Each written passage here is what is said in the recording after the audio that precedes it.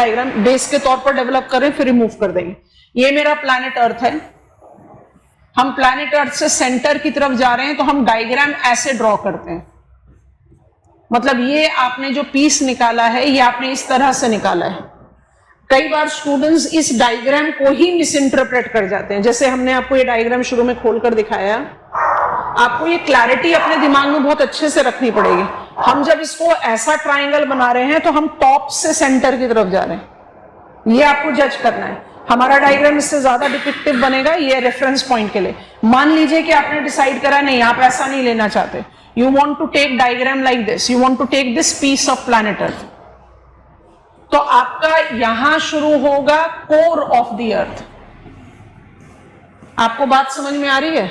तो ये पॉइंट अपने दिमाग में क्लियर रखना है कि हमें डायग्राम बनाते कैसे। आप सर्कुलर डायग्राम भी बना सकते हो, बट सर्कुलर डायग्राम में number one, you need to be very perfect in drawing free hand circles, concentric, वो थोड़ा मुश्किल टास्क होता है।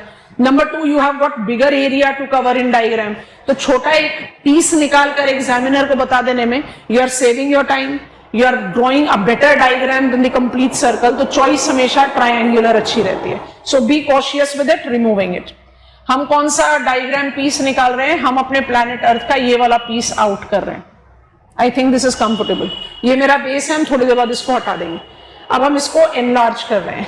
Now when I take this, because I have to draw several columns for it, तो हम इसको थोड़ा सा सेंटर स्टेज दे देते हैं। And I want all of you to copy it down with me. कुछ कुछ एरियाज में डिसप्रपोर्शनेट साइज दिखेगा, but that becomes somewhere mandatory, क्योंकि मुझे बहुत सारी चीजें ऐड करनी है। So here comes my base diagram. हम इसमें डिवीजन अप्लाई कर रहे हैं। ये 60 किलोमीटर का डेप्थ डिस्प्रोपोर्शनेटली बड़ा दिखाई दे रहा है, पर it is because we have to show something more. This is 2900 kilometres and this is 6370 kilometres. I am speaking as I am drawing the diagram and I want all of us to understand it. Draw जैसे जो requirement आपको सही लगती है। My column 1 is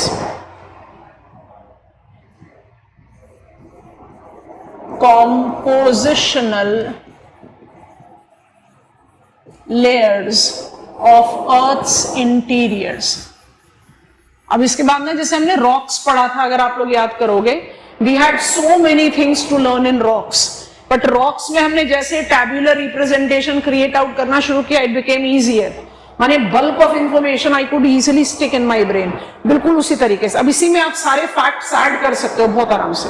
compositional layer किसकी वजह से बनता है, किसकी वजह से बना है? Compositional layer is outcome of sorting और differentiation. I don't need to explain this, you are aware of it very well.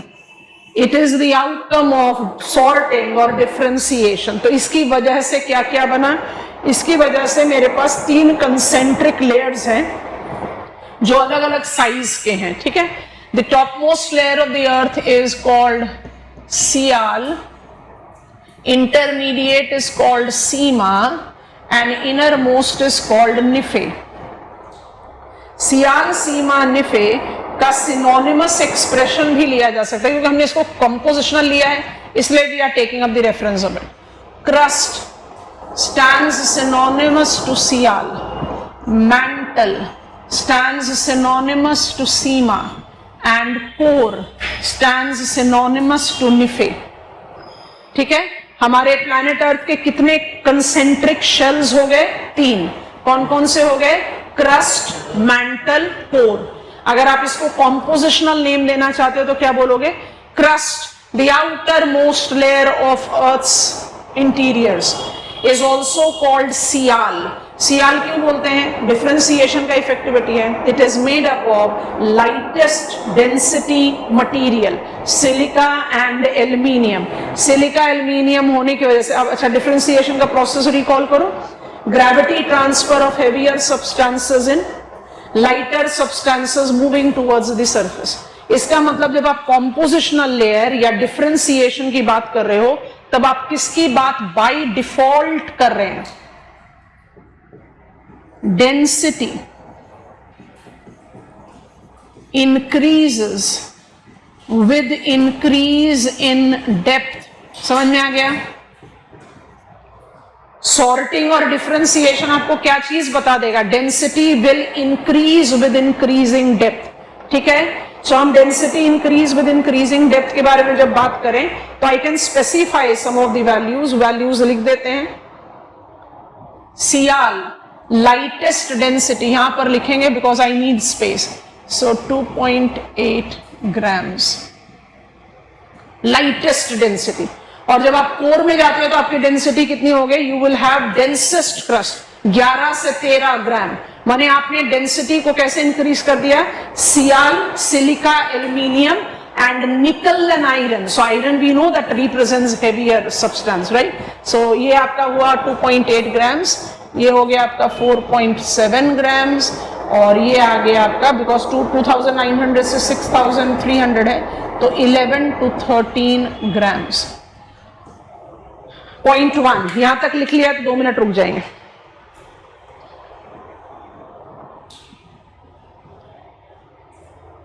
पूरा भी लिख सकते हो, ग्राम्स पर क्यूबिक सेंटीमीटर ऐसे करके भी लिख सकते हैं, कोई प्रॉब्लम नहीं है. लिख देते हैं भाई, चलो कॉपी करो.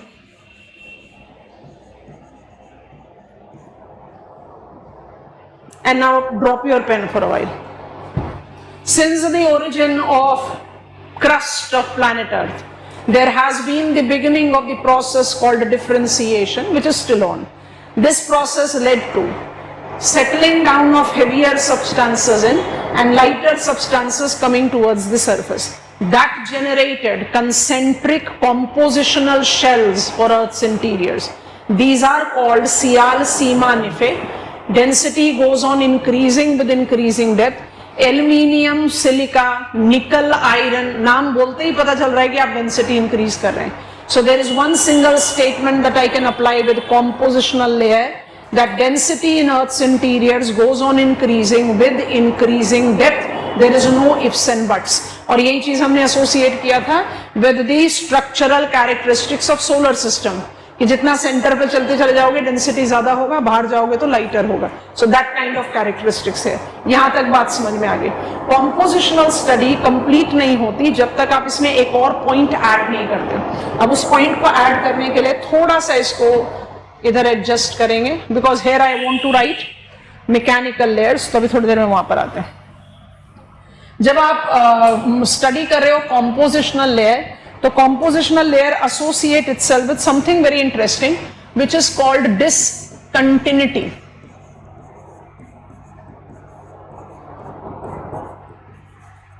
Discontinuities or discontinuity is identified to be the boundary between two compositional layer. तो मेरे पास कितने compositional layer हैं? 3. तो मेरे पास कितनी discontinuity होनी चाहिए? 2.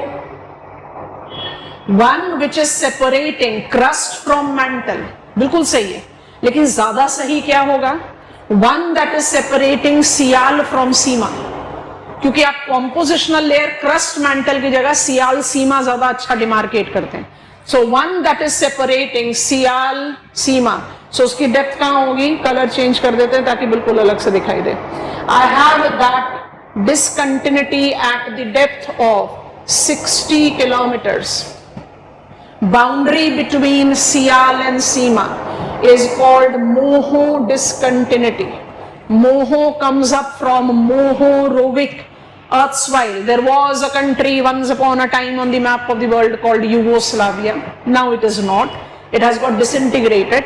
So Mohorovic was the scholar who has given us Moho discontinuity. Maximum नाम scholar based है. जैसे आपने anomalies जीब्रा स्ट्रिप में पढ़ा था, they were all the names of the scholars. आप कल से waves के नाम पढ़ रहे हो, Rayleigh, Love, they all are names of the scholars, so almost from that to come. Similarly, at the depth of 2,900 kilometers, where I demarcate the boundary between, come on, Sima and Nife, I have Gutenberg discontinuity. Gutenberg, Bichard, Gutenberg. So Gutenberg discontinuity. Moho and Gutenberg discontinuity tends to demarcate the principal compositional layers in Earth's interiors. Moho is between sial and sima and Gutenberg is between Seema and nife. यहां तक एक point हुआ। Discontinuities have got minor types also. अब ये minor types कौन कौन से हैं, ध्यान से सुनेंगे। At the depth of 30 kilometres, at the depth of 650 kilometers and at the depth of 5100 kilometers। अब वो थोड़ा डिस्प्रोपोर्शनेट डिस्टेंस है, होने दो, कोई बात नहीं। डायग्रामेटिकली हमने तो इसको एब्सोल्यूट मेजरमेंट तो दिया ही नहीं है। अब आपको ना सबसे पहले नाम पकड़ना है। मान लो हम ये 5100 किलोमीटर्स का डेप्थ को पकड़े, तो हमने इसको लेबल किया x और इसको लेबल किया y। आप नाम बताने की कोशिश करो।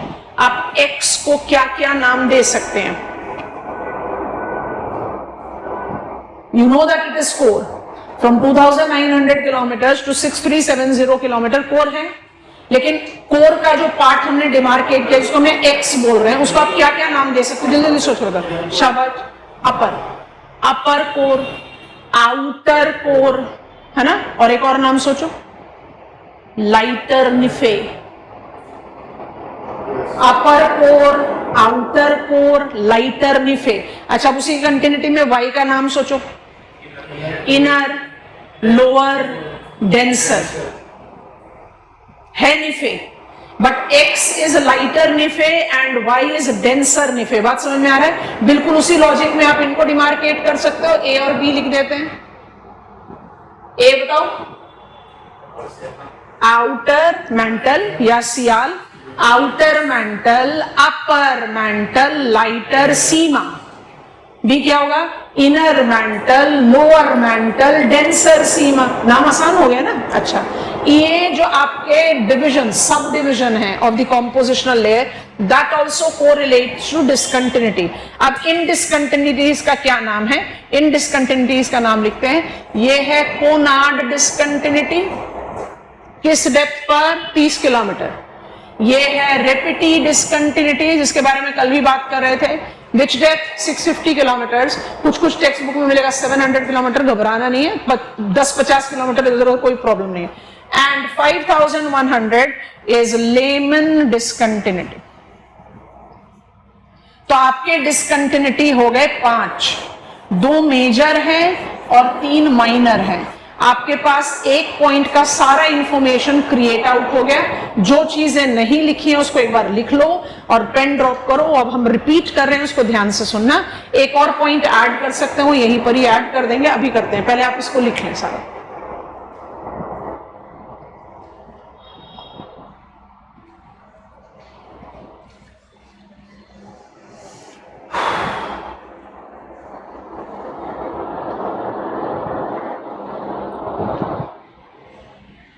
इससे आसान तरीके से आप इंटीरियर स्ट्रक्चर की कैरेक्टरिस्टिक्स को याद नहीं रख सकते, और ये एक बार हो गया तो उसके बाद आप बहुत आराम से सारी चीजें क्रिएट आउट कर सकते हैं, depending on what is the demand of the question.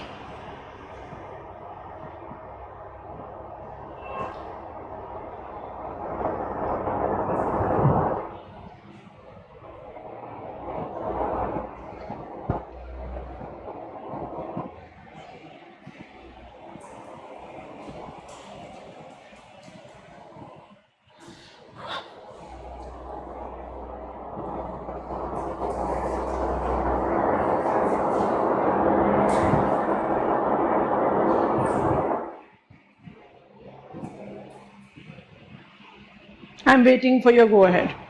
यहां पर हम एक चीज ऐड करना चाहते हैं, कर देते हैं। Mental 82% of earth's interiors by volume होना भी चाहिए ना। 60 से लेकर 2900 किलोमीटर तक है सबसे बड़ा सेंट्रल लेयर।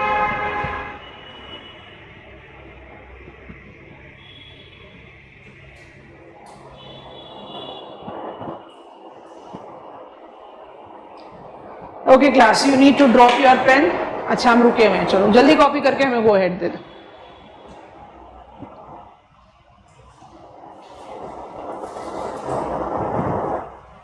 अब बढ़ जाएं, अब ध्यान से सुनेंगे। Everything is written now, it is there in registers also. जो कन्वीनियंट उसको देखो, सोचो।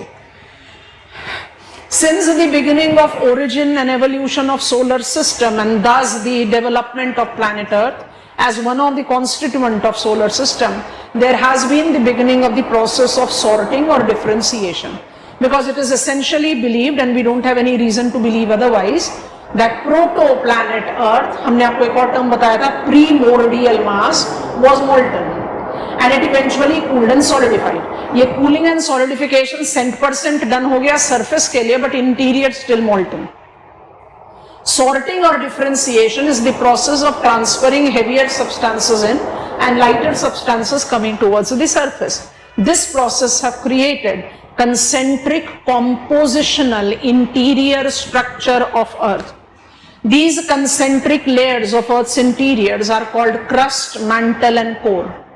Crust stands synonymous to Sial, mantle stands synonymous to Sima, and core stands synonymous to Nephi. That means density goes on increasing with increasing depth. इसमें कोई भी ifs and buts नहीं है.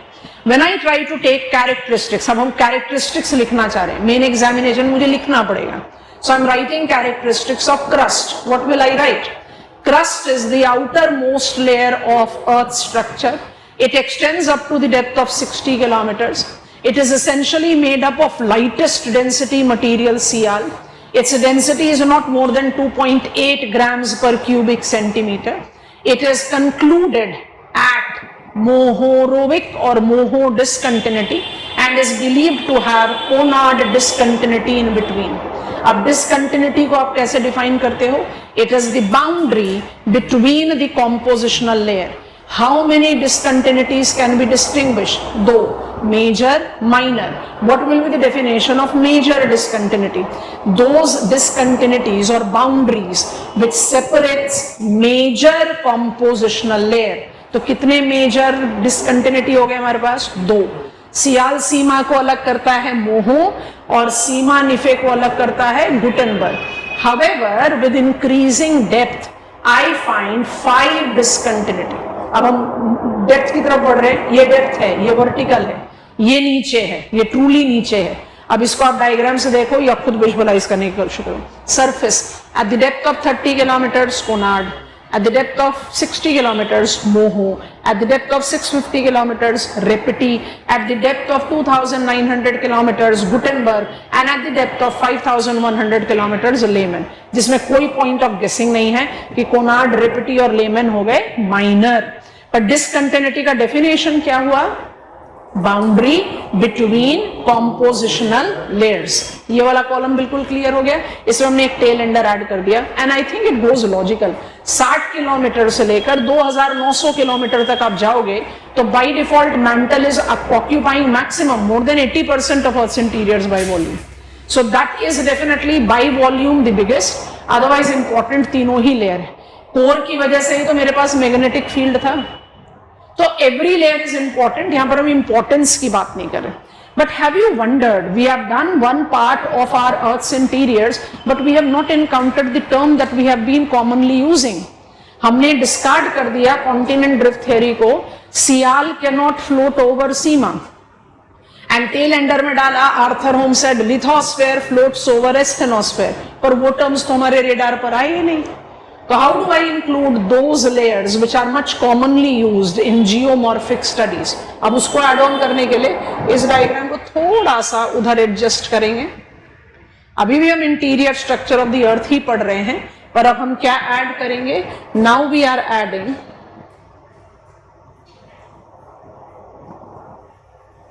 Mechanical layers.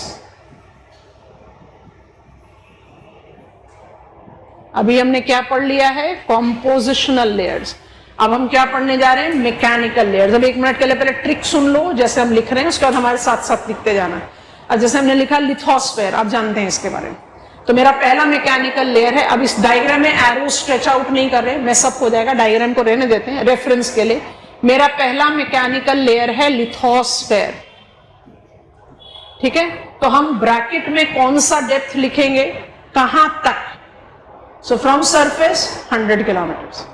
Asthenosphere by default will begin from 100 kilometers, तो I'll not write 100, हम bracket में लिख देंगे till 400 kilometers, मतलब टॉप नहीं लिख रहे, कहां तक एक्सटेंसिव है वो लिख रहे हैं. अब हमारे साथ लिखते जाओ. How many mechanical layers in the Earth's interiors is identified? Lithosphere, asthenosphere,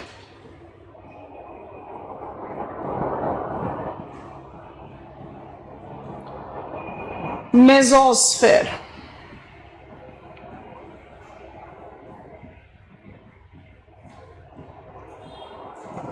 D layer,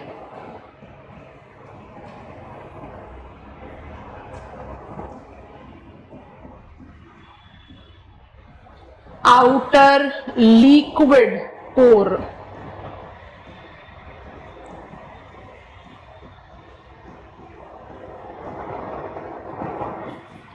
inner solid core,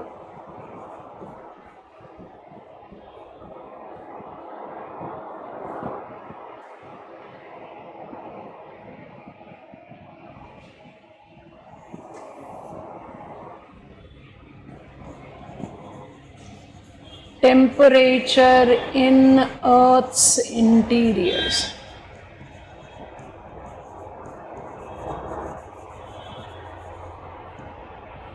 Increases with increasing depth, but rate of increase is not constant.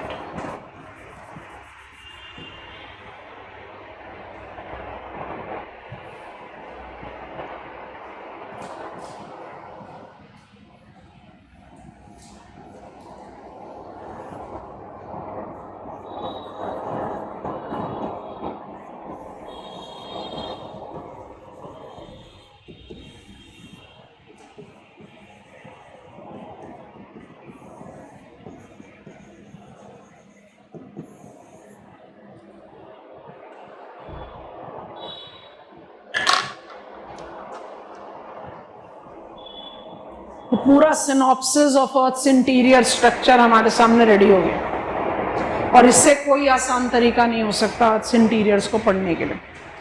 किसी भी टाइप के आंसर को आप बहुत आराम से लिख सकते हो. आप सारी चीजें कॉपी करेंगे. अगर डायग्राम के पैरेलल जगह नहीं है तो दोबारा से एक ट्राइंगल बना के डायग्राम बना सकते हो या टेबल बना सकते हो, आपकी choice.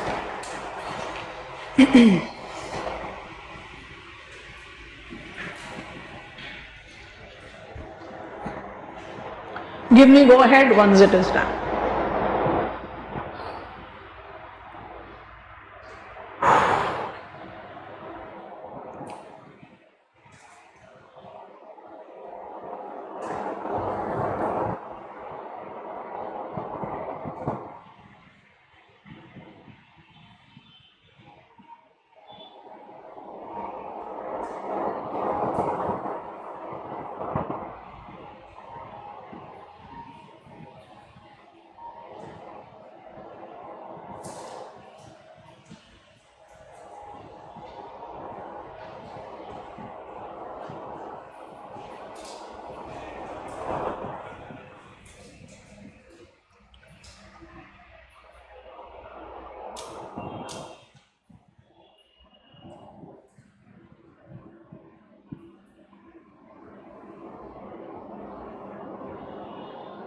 NCERT reads, temperature in Earth's interiors increases at the rate of 1 degrees Celsius per 32 meters of descent. क्या ये स्टेटमेंट गलत है? नहीं. हमने क्या लिखा? Temperature increases throughout Earth's interiors, but rate of increase of temperature is not same. Have you ever wondered how it is that core is molten, mantle is not? इसका मतलब कोर में आप जाके टेम्परेचर ज्यादा बढ़ा रहे हैं, but think about core which we have got to variants और टू टाइप्स. आउटर कोर को आपने लिक्विड लिखा है, इनर कोर को आपने सॉलिड लिखा है. दैट वेरी क्लियरली स्टेट्स, अगर हम rate of increase of temperature को एनसीईआरटी के बेस पर 1 डिग्री सेल्सियस पर 32 मीटर्स ऑफ डिसेंट ले लें तो कोर का टेम्परेचर 10,000 12,000 डिग्री सेल्सियस से ज्यादा हो जाएगा. What is the temperature of core identified so far? 6,800 degrees Celsius.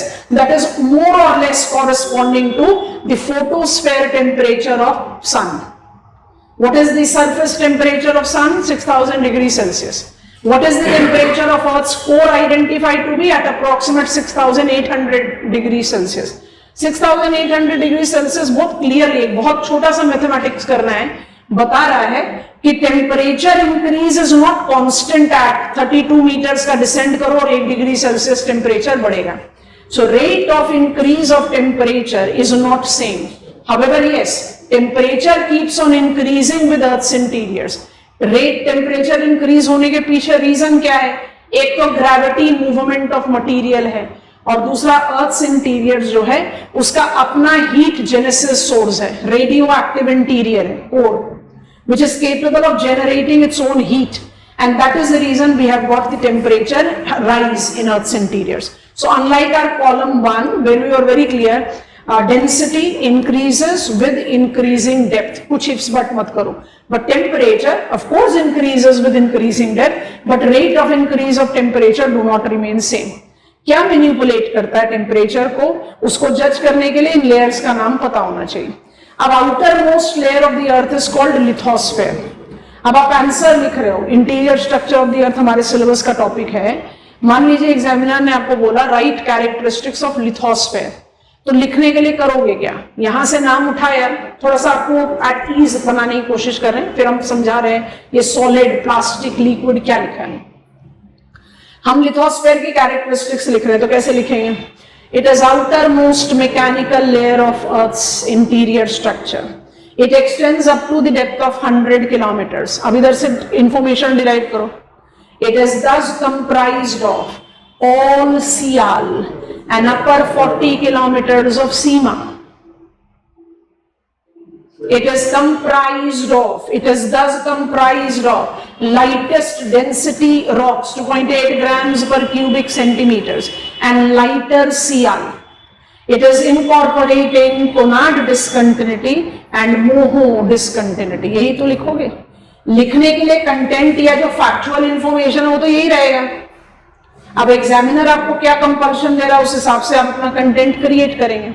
So what is lithosphere? Lithosphere is a topmost layer of Earth's interiors. It is a mechanical layer. It's brittle. It's solid. What is its extension? Up to 100 kilometers. चलो समझ में आ गया. Lithosphere paves way to substratum. Substratum का नाम क्या है? Asthenosphere. Asthenosphere extends up to, क्योंकि जैसे हम प्लेट टेक्टोनिक थ्योरी को रिकॉल करते हैं तो हमने क्या पढ़ा? Tectonic theory says lithosphere floats over asthenosphere. So what comes in our mind? कि भाई asthenosphere तो कुछ molten होना चाहिए. It's not molten. It's something which is neither truly solid nor liquid. It is in between. तो हम इसको क्या बोलते हैं टेक्निकली? सबस्ट्रेटम. या और आसान शब्द जो हमने ब्रैकेट में लिख रखा है, plastic. It is still not over and above Curie point of temperature to be completely melted. It is right there near Curie point of temperature. माने आप इसको 550 से 1000 डिग्री सेल्सियस के आसपास में रख रहे हैं, जहां ना तो वो ब्रिटल है ना तो वो फुली मोल्टन हुआ. It's something in between. उसको हम क्या बोलते हैं? प्लास्टिक. चलो, lithosphere is brittle. It paves way to asthenosphere which is plastic. फिर दिमाग में क्या आएगा? Temperature is increasing with increasing depth. तो ब्रिटल, प्लास्टिक, लिक्विड हो जाना चाहिए. बट मेसोस्फेयर जो major part of mental cover कर रहा है, major part, from the depth of 400 kilometres to the depth of 2700 kilometres, इसको हमने लिखा सॉलिड. प्रॉब्लम? तो ये सॉलिड मुझे क्या चीजें एक्सप्लेन, हम किस तरह से एक्सप्लेन कर सकते हैं? What makes mesosphere solid is that rate of increase of temperature is not same. दूसरा, as I increase the depth in Earth's interiors, I am increasing the pressure of overlying layers. It is that increasing pressure of overlying layers that tends to manipulate the effect of increasing temperature. Why mesosphere is solid and not liquid? Because of pressure of overlying layers. जैसे ही आप 2700 kilometre की depth पर पहुंचे तो bottom 200 kilometres of mantle, bottom 200 kilometres of mantle, 2700 से 2900, अभी तक हमने इसको नाम नहीं दिया, अभी भी डी लेयर बोलते हैं, one of the recent discoveries. D layer, the bottom 200 kilometres of mantle is again plastic. पर डी लेयर में तो ओवरलाइंग लेयर्स का प्रेशर ज्यादा होगा, कंपेयर टू मेसोस्फेयर ज्यादा होना चाहिए, तो फिर वो प्लास्टिक क्यों है? 2 मिनट में एक्सप्लेन करते हैं, भी साइड में रख दो. जैसे ही हम डी लेयर से कोर में एंटर करते हैं, अब आप दोनों कॉलम को प्लीज कंबाइन कीजिए. आप इन डेप्थ को जरा ध्यान से देखेंगे, कोर के दोनों लेयर्स को, और यहां वाले डेप्थ को आराम से देखेंगे. और आप जल्दी से नाम बता देना, मुझे चारों नाम चाहिए. एक्स के क्या क्या नाम हो सकते हैं? चारों नाम बताओ.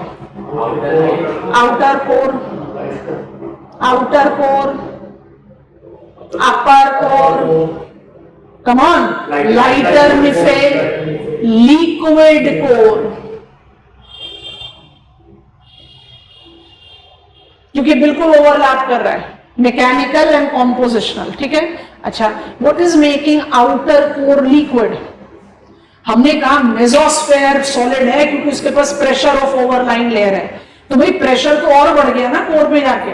तो कोर के पास इतना हाई टेम्परेचर है, it is generating its temperature, it is generating heat energy so much that it can nullify the effect of pressure of overlying layer. That is the reason it is liquid.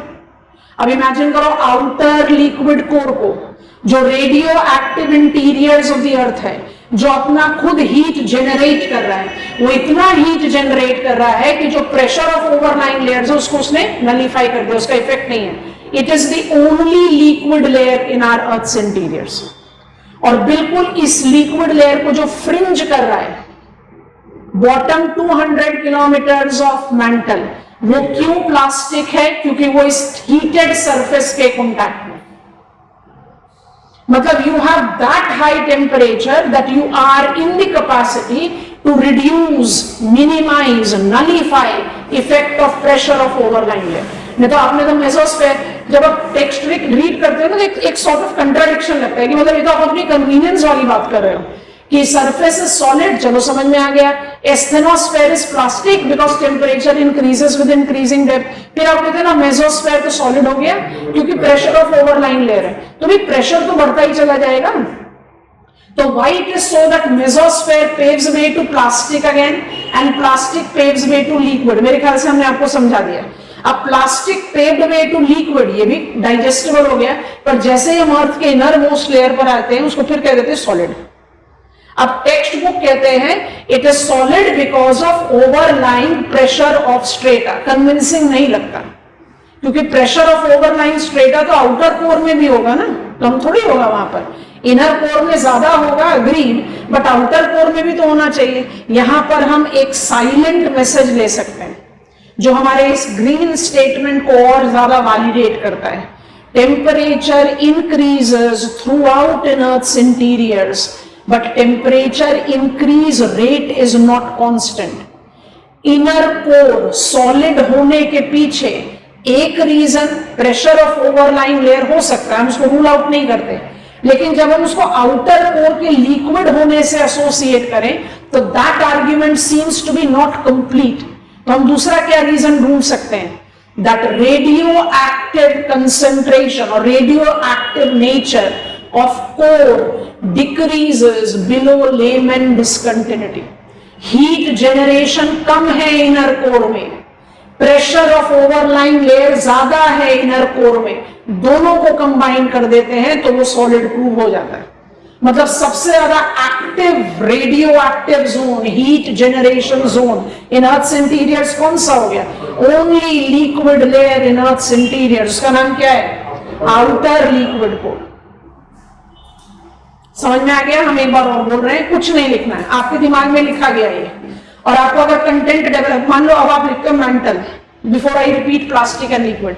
अब examiner आपको बोल रहा है write down the characteristics of earth's interiors mental.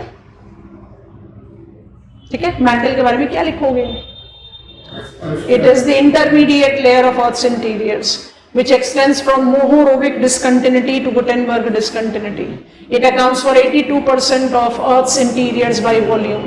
Compositionally, it is moderate density called SEMA, with the density by default.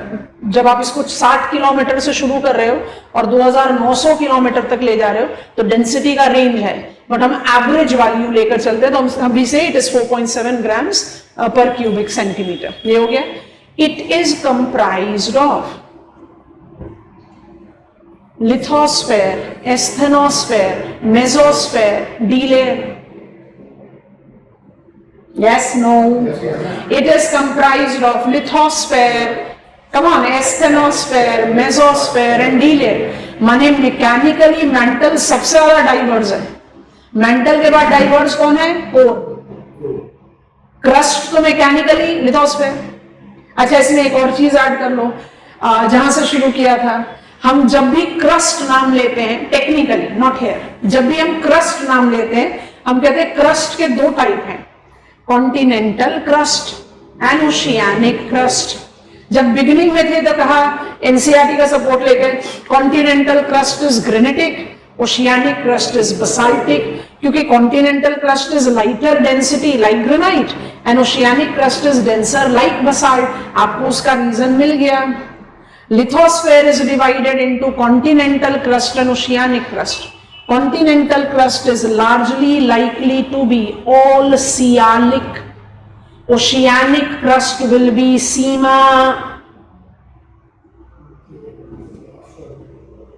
4000 metre का तो depth ही हो गया ocean floor का. Oceanic crust why is denser? Because it is made up of lighter SEMA. Continental crust क्यों lighter है? क्योंकि sial होना चाहिए ना उसको. Continental crust is comparatively elevated then oceanic crust. I hope you are building that up. अच्छा, what is lithosphere? Solid. What is asthenosphere? Substratum, plastic. Why it is plastic? Temperature have increased with increasing depth.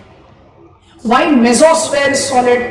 Temperature do increase with increasing depth, it is pressure that also increases, that makes my mesosphere. सबसे बड़ा part of mantle है. You are taking it from 400 kilometers to 2700 kilometers. It is brittle, solid. Bottom 200 kilometers of mantle, or we take it up as intermediate layer, is plastic. What makes it plastic? It is in contact with heat generating core of the earth.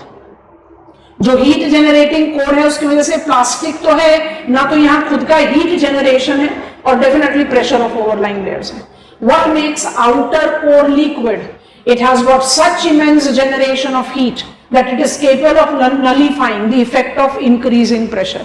Only liquid layer of Earth's interiors. And finally, inner core is solid because of the pressure by default, radioactive disintegration being weaker here. Heat generation being weaker here. थोड़ा सा convincing argument हो जाता है. बात समझ में आई? एक question का आंसर देंगे, फिर पार्ट 3 पर जा रहे हैं. वापस जाना पड़ेगा बॉडी वेव्स में, ठीक है? इसी डायग्राम को लेकर आपको बॉडी वेव समझाएंगे. पहले एक क्वेश्चन का आंसर दो. Discontinuities are identified to be boundary between compositional layers. मेरे पास 5 discontinuities हैं. Do I have discontinuities? Discontinuity का definition कभी नहीं बदलेगा. But do I have discontinuities that can demarcate even mechanical layers? आपके पास सारी इंफॉर्मेशन, आराम से देखो, बताओ. Can I say that discontinuities do distinguish some of the mechanical layers?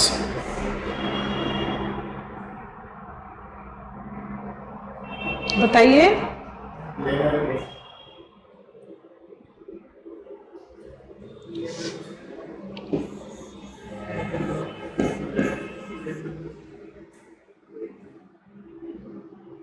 Gutenberg definition discontinuity का क्या होता है? I separate compositional layer. Where is Gutenberg discontinuity? At the depth of 2,900 kilometers. By chance, what it is distinguishing, what is the boundary line that Gutenberg shows? It is denser Seema, lighter निफे. अब ये बड़ा defined version हो गया, otherwise तो आप कह सकते हो sima and nife. Denser sima, lighter nife, उसी की तो बाउंड्री है ये. लेकिन इस बाउंड्री पर ये और कौन सी चीजों को डिस्टिंग्विश कर दे रहा है? Plastic D layer and liquid layer. और लेमन डिस्कंटिन्यूटी क्यों? Lehmann discontinuity distinguish lighter nife and denser nife, इसलिए आप इसको माइनर डिस्कंटिन्यूटी कहते हैं. और interestingly it is also the boundary between liquid and solid core. तो डिस्कंटिन्यूटी का डेफिनेशन नहीं बदलेगा, लेकिन दो discontinuity out of 5 are also having its corresponding role in distinguishing the mechanical layers. ये क्यों इतना जरूरी है? जरा हम बहुत स्लो जाएंगे, क्लास बिल्कुल स्लो जा रहे हैं. ध्यान से इस डायग्राम को अपने दिमाग में रखना और ध्यान से सोचना. अब हम क्या करते हैं, अपने अर्थक्वेक फोकस को इतना शैलो बनाते हैं कि हम अपने सारे लेयर्स को कवर अप कर सकें. सबका पार्टिसिपेशन चाहिए. फटाफट आंसर नहीं भी दे रहे हो तो अपने दिमाग में आंसर बनाओ, उसका फॉर्मेलिटी रह जाएगी बस. 5 मिनट का task, interior structure, body weight, सब काम खत्म. अब ये आपने पढ़ लिया, समझ लिया. अब थोड़ा सा सोच कर देखो. मान लीजिए कि मेरा earthquake focus, I have experienced earthquake in any part of the world, उसका जो फोकस है वो है 10 kilometre. Depth of earthquake focus is 10 kilometres. ठीक. It is largely likely to be dash type of boundary. Seismicity, शाबाश. Colliding boundaries का सबसे शैलोएस्ट earthquake focus होता है. चलो 10 किलोमीटर पर मेरा अर्थक्वेक फोकस था, इसको हम सेंटर पर कर दे, ऐसे ही रहने दो, सब दिख रहा है. आराम से इसको नोटिस करते जाओ, जहां जरूरत है मदद की ले लो. अपने रजिस्टर में भी देख सकते हो, जो कन्वीनियंट है. प्लीज विजुअलाइज करो. These 10 minutes from now is going to make a complete forever learning of this factual topic. Fact में आपको कुछ डेप्थ याद करने के लिए शायद थोड़ा सा और समय चाहिए होगा, बट आप एक विजुअलाइजेशन आराम से ले लोगे. 10 किलोमीटर्स के डेप्थ से कुछ एनर्जी वेव्स फटाफट से एस्केप आउट हो गए सरफेस पे. एपिसेंटर बनाया, प्रोपोगेट कर रहे हैं सरफेस पे, क्वेक डेवलप किया, वो हम पढ़ चुके, हम उसके बारे में बात नहीं करना चाहते. फोकस से एनर्जी वेव्स ने प्रोपोगेट करना शुरू किया अर्थ के इंटीरियर्स में.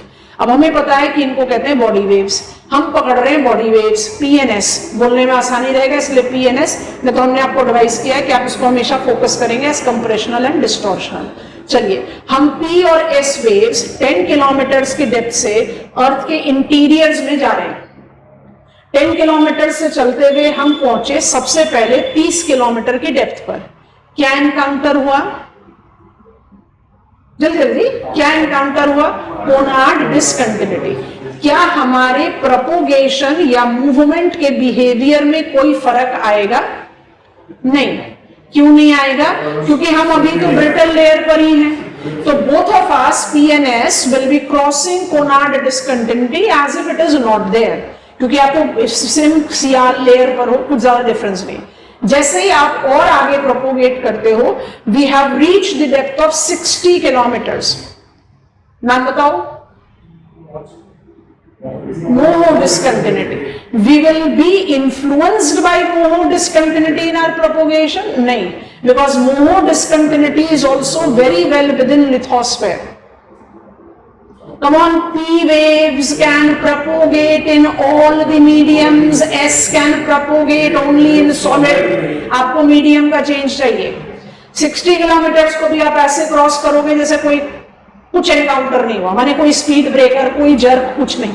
PNS continues to move, and in this movement now we have reached 100 kilometers of the depth. Will there be any change in our propagation? Yes. क्यों? क्योंकि बाउंड्री आ गई लिथोस्फेयर और स्टेनोस्फेयर की. ब्रिटल से आप चेंज हो गए प्लास्टिक में. दोनों एनर्जी वेव हल्का सा रिफ्रैक्ट करेंगे, दोनों का प्रोपोगेशन वेलोसिटी कम हो जाएगा, क्योंकि आप अब इलास्टिक लेयर पर नहीं हो. You are getting on to in elastic layer. Elastic solid is elastic ना, which can give you the propagation. इसलिए सेस्मिक वेव बिहेवियर में एस्थेनोस्फेयर को एक और नाम दिया जाता है. आप इसको एस्थेनोस्फेयर बोलो, आप इसको सबस्ट्रेटम बोलो, आप इसको प्लास्टिक लेयर बोलो, या एनसीईआरटी में भी बहुत क्लियरली मेंशन है, हम इसको बोलते हैं low velocity zone. Both P and S wave after refracting, minor refraction, क्योंकि आप सॉलिड से कहां गए, प्लास्टिक में, माइनर रिफ्रैक्शन के साथ दोनों की वेलोसिटी कम हो जाती है। अब यहां पर अपने आप को एक थंपिंग रिमाइंडर दो, अगर एस्थेनोस्फेयर, जो हमारा माइंडसेट चलता है, अगर एस्थेनोस्फेयर लिक्विड होता तो एस प्रोपोगेट नहीं कर पाता, अगर एस प्रोपोगेट कर रहा है इसका मतलब ये लिक्विड नहीं है, और लिथोस्फेयर फ्लोट कर रहा है एस्थेनोस्फेयर पर, इसका मतलब एस्थेनोस्फेयर सॉलिड भी नहीं हो सकता। So it is something in between and that is what is called substratum. ठीक है, 100 किलोमीटर की डेप्थ पर मुझे पहला major modification in propagation of body waves दिखना चाहिए। क्यों? क्योंकि मीडियम चेंज हुआ। आई डू अग्री कि मीडियम चेंज में डेंसिटी का रोल है, लेकिन medium change is a principal regulator. अभी हम उस स्टेटमेंट पर भी आते हैं। चलिए, हम हल्के रिफ्रैक्शन के साथ हम दोनों की वेलोसिटी थोड़ी कम हुई और हम प्रोपोगेट कर रहे हैं फर्दर इन अर्थ्स इंटीरियर्स। जब हम प्रोपोगेट कर रहे हैं तो हम प्रोपोगेट करते करते करते करते पहुंच गए 400 किलोमीटर की डेप्थ पर। कुछ चेंज आएगा? हम क्या करेंगे, हम दोनों फिर से रिफ्रैक्ट कर जाएंगे और हमारी वेलोसिटी बढ़ जाएगी। क्यों बढ़ेगी? क्योंकि हम एंटर कर गए मेसोस्फेयर में। Mesosphere is solid layer in the earth's interiors. अब मेसोस्फेयर में एंटर करने के बाद हम प्रोपोगेट कर रहे हैं with slight refraction, increased velocity, we have reached 650 kilometres of depth. कुछ होगा फर्क? नहीं होगा। क्यों? क्योंकि Repetti discontinuity is right there within mesosphere. Solid, medium change है नहीं, तो we will be crossing Repetti discontinuity with no major change, modification. Propagating further in Earth's interiors, we have reached the depth of 2700 kilometers. कुछ change आएगा?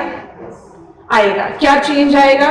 हम दोनों फिर से refract हो जाएंगे और हम दोनों की वेलोसिटी फिर से कम हो जाएगी। Why? We have entered D layer. 200 kilometre propagate करने के बाद जब P और S वेव पहुंचे at 2900 किलोमीटर्स, क्या चेंज इनकाउंटर किया जाएगा? Yes, no? Yes. What kind of change? S will disappear. S will disappear because S do not propagate in liquid medium. ये हमने उल्टा डिसाइफर किया, ये हमने उल्टा डिसाइफर किया। हम ना बड़ा क्रूड सा डायग्राम बना रहे हैं। हम आपको फॉर्मल डायग्राम दिखा देंगे, बट आपको जब इसको ड्रॉ भी करना है एग्जामिनेशन में तो ये क्रूड डायग्राम ज्यादा अच्छा रहता है। और हम हमेशा एडवाइस करते हैं कि इस डायग्राम को ना आप पी और एस वेव का अलग अलग डिमार्केट करें। हमने क्या करा, प्लैनेट अर्थ के कंसेंट्रिक शेल्स लिए, बीच में से आधा काटा, आधे हिस्से को हटा दिया, मुझे इंटीरियर के तीनों लेयर्स दिखाई दे रहे हैं। I don't need to label it as crust, mantle and core. अब आप क्या कर रहे हो, जो आप अभी सारी इक्वेशन डेवलप कर रहे हो उसी इक्वेशन को अप्लाई करते जाओ। ठीक है, अब आप क्या कर रहे हैं, ये मेरा अर्थ को एक फोकस है, यहां से कुछ एनर्जी वेव सरफेस पर आकर सरफेस पर प्रोपोगेट कर रही है। अब यहीं से कुछ बॉडी वेव्स जो हैं वो इंटीरियर्स ऑफ द अर्थ में जा रही हैं। डायग्राम की सिंप्लिसिटी को मेंटेन करने के लिए सब लेयर्स नहीं बनाए, खाली क्रस्ट, मेंटल और कोर बनाया। ये मेरी एस वेव्स हैं। एस वेव्स एक सर्टेन डेप्थ के बाद अर्थ के इंटीरियर में इंट्रूड नहीं कर पाती, इसलिए जब भी अर्थक्वेक एक्सपीरियंस होता है किसी भी जगह, अब उस जगह को आप वैल्यू दे रहे हो 0 डिग्रीज, सर्कल का 360 डिग्रीज होता है। ये ना तो लैटिट्यूड है ना तो लॉन्जिट्यूड है, ये लोकेशन का रेफरेंस पॉइंट है। मान लीजिए मेरा लोकेशन, अब इस डायग्राम को आप किसी भी तरीके से देखो, हम यहाँ खड़े हैं, आप हमारे साइड पर फोकस और एपिसेंटर बनाओ तो आप इस साइड को 0 डिग्रीज बोलोगे, ऑपोजिट ये वाला साइड होगा। आपके साइड अर्थ को एक फोकस या एपिसेंटर है तो 0 डिग्रीज वहां से कंसिडर किया जाएगा। I hope it is comfortable. अब सर्कल का 360 डिग्रीज देख लो, जैसे ही किसी location on the surface of the earth earthquake experience होता है, seismographs located on the opposite side of the earthquake focus roughly half the circumference of the earth. Roughly half the circumference of the earth. Do not record S waves. ये S waves का shadow zone है.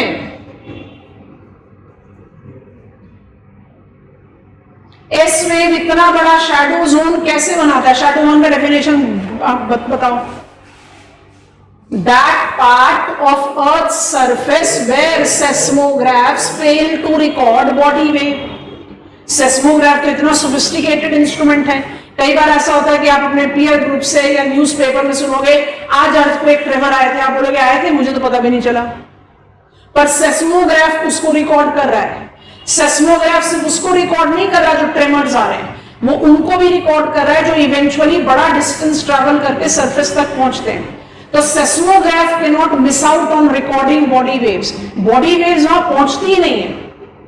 जब हमने beginning of 20th century 1904 जब हमने beginning of 20th century ये जज करना शुरू किया कि जब भी अर्थक्वेक आता है एक पार्ट ऑफ अर्थ सरफेस है जहां सेस्मोग्राफ बॉडी वेव को रिकॉर्ड ही नहीं करते.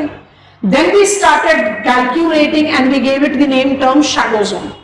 Shadow zone of S waves runs half the circumference of the earth. अब ये half the circumference of the earth की values कुछ डिग्रीज इधर उधर आपको अलग अलग टेक्स्ट बुक्स में मिलेंगी, उससे आपको घबराना नहीं है. 360 डिग्रीज का रेफरेंस लेना है. 104 103 degrees on the either side, मतलब half the circumference of the earth S wave नहीं रिकॉर्ड होती. क्या रीजन है कि एस वेव का इतना बड़ा शैडो जोन है? क्योंकि एस वेव किसी डेप्थ के बियॉन्ड एंटर नहीं कर पाती, प्रोपोगेट नहीं कर पाती. और एस वेव का बिहेवियर क्या कहता है? That I cannot propagate in liquid medium. Who calculated this depth? जिसके बिलो एस वेव डिसअपियर हो जाती है? गुटेनबर्ग. कब किया? 1914 में. और 1914 से उन्हीं के नाम पर इसको नाम दे दिया गया Gutenberg discontinuity, giving us a thumping evidence to believe that depth below 2900 kilometers is a liquid layer of the earth. आपको बात समझ में आ रही है? वापस जा रहे हैं. जब हम पहुंच गए 2900 किलोमीटर्स की डेप्थ पर, हमें एनकाउंटर हुआ Gutenberg discontinuity, massive most influence in the propagation of body wave. कैसे मैसिव मोस्ट? एस हो जाएगा डिसअपियर और पी हो जाएगा majorly refracted. Only liquid layer encounter किया, majorly refracted and tremendous decrease in its velocity. Liquid layer में enter कर गया. अब एस वेव की तो कहानी खत्म हो गई. अब पी वेव की कहानी को विजुअलाइज करो ध्यान से. एस वेव का shadow zone runs half the circumference of the अर्थ. समझ में आ गया? फॉर्मल इमेज भी दिखा देंगे तो बहुत आराम से समझ में आएगा. पर आपको जब जैसे ही हम बात करते हैं ना पी वेव्स की, तो दिमाग में आता है पी वेव्स तो सारे एरियाज में प्रोपोगेट कर सकता है, तो पी वेव्स का नहीं होना चाहिए शैडो जोन. देखो इसको, तो जो पी वेव्स का शैडो जोन का लॉजिक आपको देखना है ना, ये डायग्राम आपके एनसीईआरटी में अवेलेबल है. आप डायग्राम को बराबर साथ में बना सकते हो, नहीं तो जैसे हमने अलग अलग बनाया वैसे भी बना सकते हो.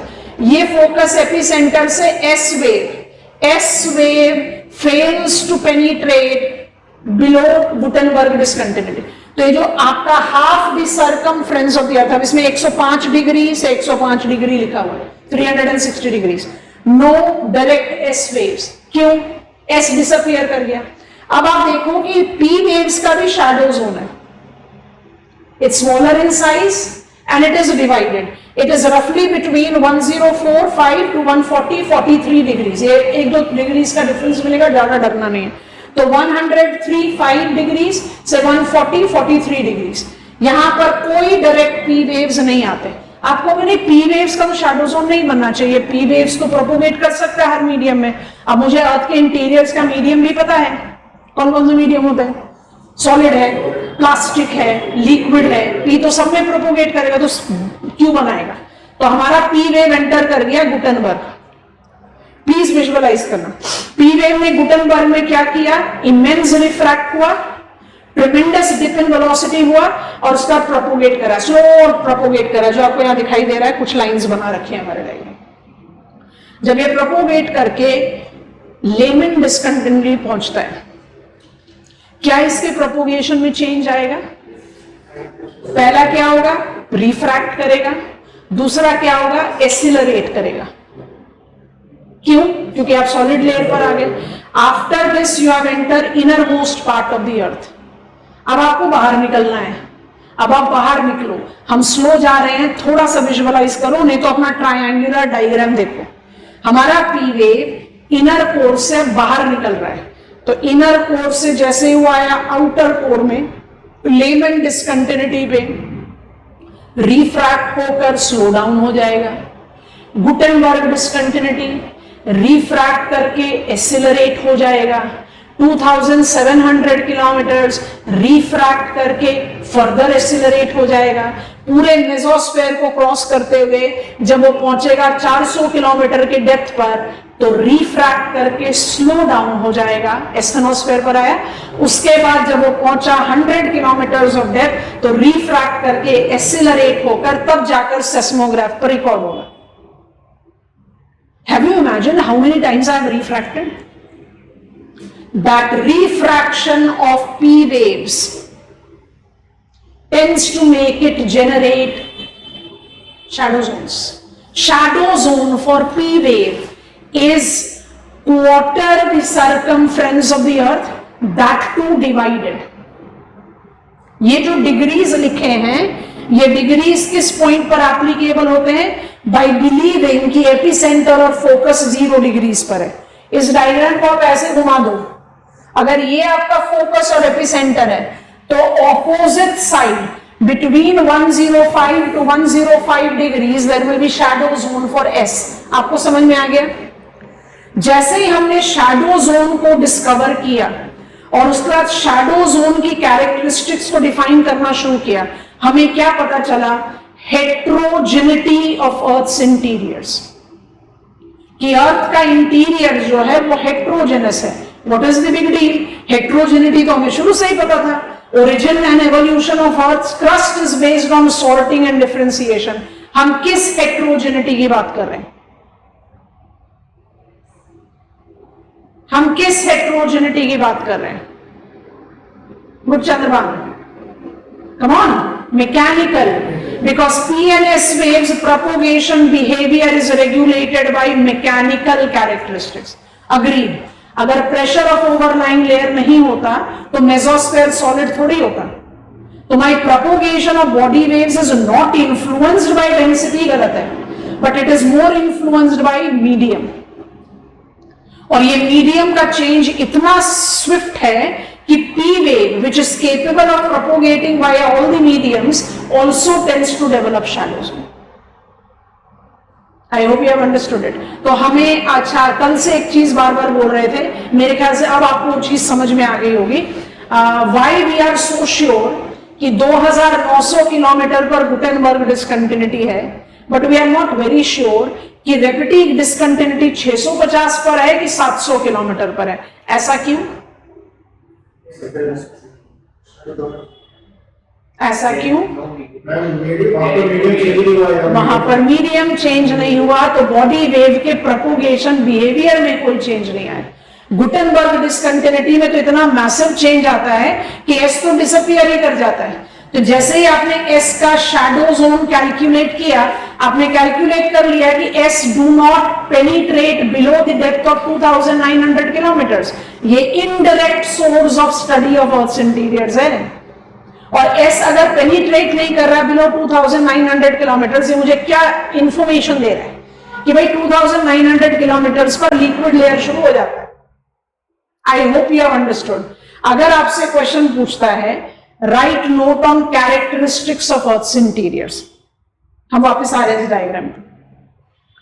अर्थ इंटीरियर सबको समझ में आ गया बहुत आराम से। Right note on characteristics of earth interiors, मान लीजिए ऐसा क्वेश्चन पूछा। अब इससे आसान क्वेश्चन कुछ एग्जामिनेशन में हो नहीं सकता। अभी आपकी चॉइस है, आप सियाल सीमा निफे लिख दो या क्रस्ट मेंटल कोर लिखो, हमारी एडवाइस रहेगी क्रस्ट मेंटल कोर लिखो। आंसर कैसे शुरू करोगे? Earth's interiors characteristics is derived from both direct and indirect sources. Direct sources में वोल्केनिज्म बता दो, एक्स्ट्रा टेरेस्ट्रियल मटीरियल बता दो, general characteristics of structure of solar system बता दो, और इनडायरेक्ट सोर्सेज में आप क्या बात करेंगे? Behaviour of seismic waves, body waves, PNS, एक ब्रीफ सा पैराग्राफ देके उसके बाद डिस्क्राइब करना शुरू करोगे। What is crust? Crust is outermost layer, extensive up to 60 kilometers of the depth. It is silica and aluminium, has got Conard discontinuity, concludes at Moho discontinuity. It is mechanically lithosphere. You know how to build up the content. ठीक है, आपने crust लिखा, फिर mental लिखा, फिर core लिखा, full stop करा, काम खत्म। अब क्वेश्चन को चेंज करो। हमसे एग्जामिनर पूछ रहा है, in light of body waves behavior, describe the characteristics of Earth's interiors. क्या मेरा आंसर फ्रेम चेंज होगा? क्या क्या चीजें बदलेंगी? जल्दी से बताओ। आपका आंसर का इंट्रोडक्शन वो नहीं होगा जो पिछले फ्रेम में था। यहां आपके आंसर का इंट्रोडक्शन होगा shadow zone. In light of body waves, you have to write about Earth's interiors. तो आपका आंसर कहां से शुरू होगा? Shadow zones. Define shadow zone, identify its characteristics. उसके बाद आप डिफाइन करेंगे Earth's interiors. अब यहां पर आपको एक कंपल्शन फॉलो करना पड़ेगा। कैसे लिखोगे Earth's interiors? क्या आप सियाल सीमा निफे लिखेंगे? नहीं, आप लिथोस्फेयर एस्थेनोस्फेयर लिखेंगे। अगर आपने ये लिखा तो आप गलत नहीं हो, पर ये लिखोगे तो आप ज्यादा सही हैं, क्योंकि बॉडी वेव्स बिहेवियर को कौन से characteristics of layers of earth influence करते हैं? मैकेनिकल।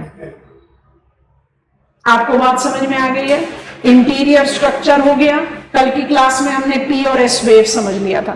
अब हम थर्ड और फाइनल स्टेप ले रहे हैं। What is that? Behaviour of body waves and earth's interiors. ठीक है, 2-3 पॉइंटर्स लिखेंगे और उसके साथ डायग्राम दोबारा ओपन करके आपसे कुछ क्वेश्चन पूछेंगे। अगर आप मुझे आंसर दे दोगे तो हम समझ गए, फिर हम आगे बढ़ सकते हैं। So final step, behaviour of body waves and study of Earth's interiors.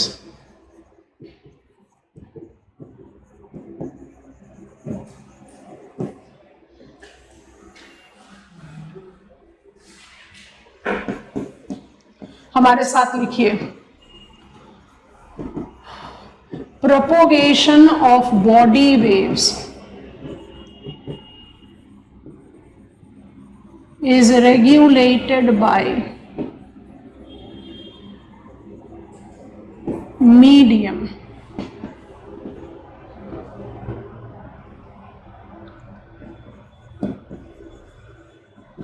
in Earth's interiors.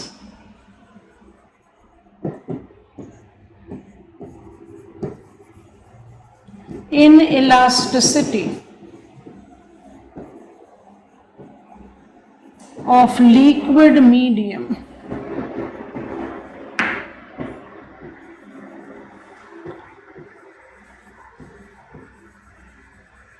disappears S waves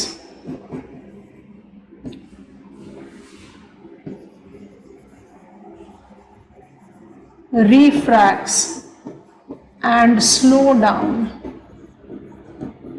P waves.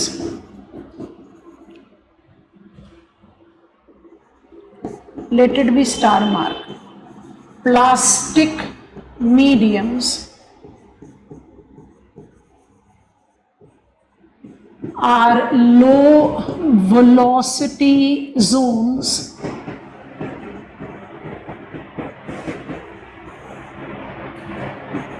for body waves as substratum. आपको सबस्ट्रेटम के दोनों लेयर पता है, कौन कौन से होंगे? प्लास्टिक लेयर, जल्दी बताओ, and D layer. As a substratum lacks in elasticity as well.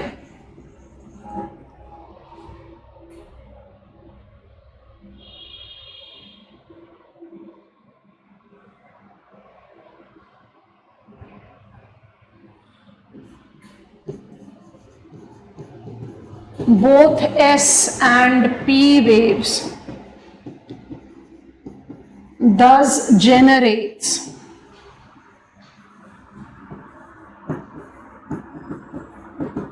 shadow zones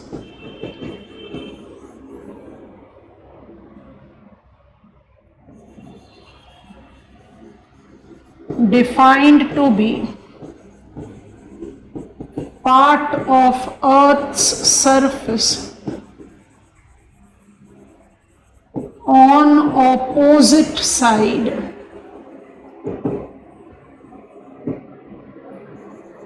of epicenter where seismographs do not record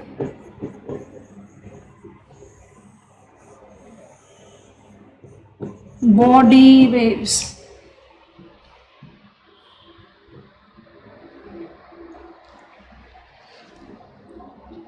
अब सेस्मोग्राफ बॉडी वेव्स को क्यों नहीं रिकॉर्ड करेंगे?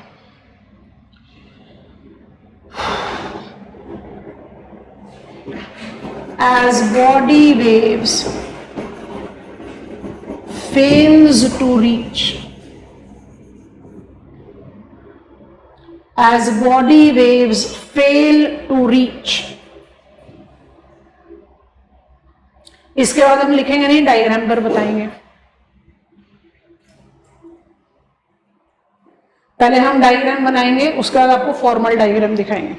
आप यहां तक लिख चुके हैं तो हमें गो अहेड देंगे, हम इसको श्रिंक करके यहीं पर ही डायग्राम बनाएंगे। लिख भी चुके हो, समझ भी चुके हो तो गो अहेड देना। समझा दिया, अब लिखवा रहे हैं।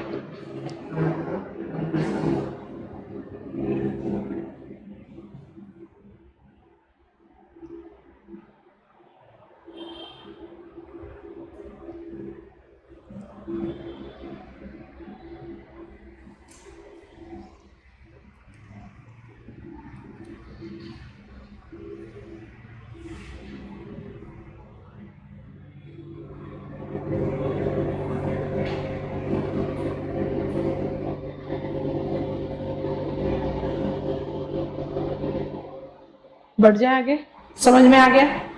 Y seismographs do not record body waves, क्योंकि बॉडी वेव्स वहां पहुंचती ही नहीं है। How do I define shadow zone? दोनों तरीके से, दोनों ही चीजें लिखनी चाहिए। Shadow zone is that part of the earth surface where seismograph do not record body waves as body waves do not reach there. Seismograph नहीं है कि वो नहीं रिकॉर्ड कर सकती, they are very sensitive instrument and they definitely will record. अब shadow zone को अगर एनलार्ज करना है तो कैसे एनलार्ज करेंगे? ऐसे। अब ध्यान से विजुअलाइज करना, एक क्रूड डायग्राम पहले भी बनाया था, दोबारा से बना रहे हैं। और एग्जामिनेशन में भी आप अलग दो डायग्राम बना सकते हो, that gives you more clarity. आप मिक्स करके बना सकते हो, आपकी चॉइस है। So this is my earth's interiors. हमने फटाफट से 3 कंसेंट्रिक शेल्स तैयार कर लिए, क्योंकि एस वेव्स के लिए इतना सफिशिएंट होता है। और बिल्कुल कॉरस्पॉन्डिंग एक और बना लेते हैं, 3 शेल्स फिर से तैयार करते हैं। इसमें जानबूझकर हम एक इनर कोर के लिए भी एरिया क्रिएट कर देते हैं, ठीक है। अब हम क्या कर रहे हैं? Shadow zone. एग्जामिनर को कहीं तो डायग्रामेटिक रिप्रेजेंटेशन देना पड़ेगा, तो हमने यहां पर अपना फोकस और एपीसेंटर बना दिया, और हमने एस वेव को प्रोपोगेट कराकर खत्म कर दिया at the depth of 2900 kilometres. और ये मैंने बना दिया shadow zone of S waves, which runs between 105 degrees on either side of epicenter, half the circumference of the earth. Reason, it fails to propagate below certain depth, and that depth has to be the beginning of liquid layer. तो किस depth के बाद S wave penetrate नहीं करता? 2900 kilometre. So S develops a bigger shadow zone. अब हम दूसरा diagram बना रहे हैं, वहां पर हमारा फिर से फोकस एपी सेंटर है, इसको हमने फिर से 0 डिग्रीज ले लिया। और अब हम क्या कर रहे हैं, कुछ एरोज ड्रॉ कर देते हैं, पहले ऐसे, अब इसके बाद कुछ रिफ्रैक्शन देना जरूरी है। तो I have, that is the reason I have created inner core also, है ना, और एक ऐसे करके डिमार्केट करें। अब आप क्या कर रहे हो, let me just draw this also, नहीं तो फिर डायग्राम इनकम्प्लीट सा लगेगा। रिफ्रैक्टेड एंड ड्रॉन है, up done. Between 105 degrees to 143 degrees, shade up कर दे रहे हैं। Between 105 degrees to 143 degrees, shade up कर दे रहे हैं, is shadow zone of P waves, which is not just divided but is quarter of circumference of Earth. Why P waves create shadow zone? In spite of the fact that it is capable of propagating via all the mediums, because Earth's interior is such heterogeneous mechanically that P waves experience multiple sequences of refraction.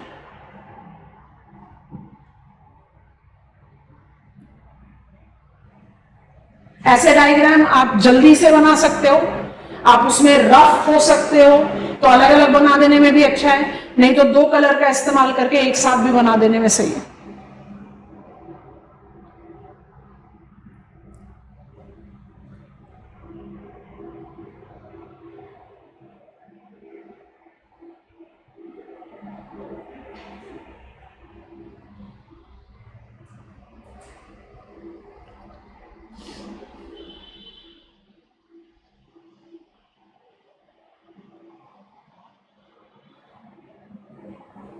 Refraction S wave में भी आया, और हमने अपने diagram में उसको क्यों avoid किया, क्योंकि हमारे पास बहुत क्लियर बाउंड्री लाइन है ना, 2900 के बाद तो एस मिलेगा ही नहीं। पी में रिफ्रैक्शन ड्रॉ करना क्यों जरूरी है, क्योंकि मुझे पता है कि characteristics of P waves make it capable to propagate by all the mediums. तो जब तक रिफ्रैक्शन शो नहीं करेंगे डायग्राम में, तब तक शैडो जोन जस्टिफाई नहीं हो पाएगा।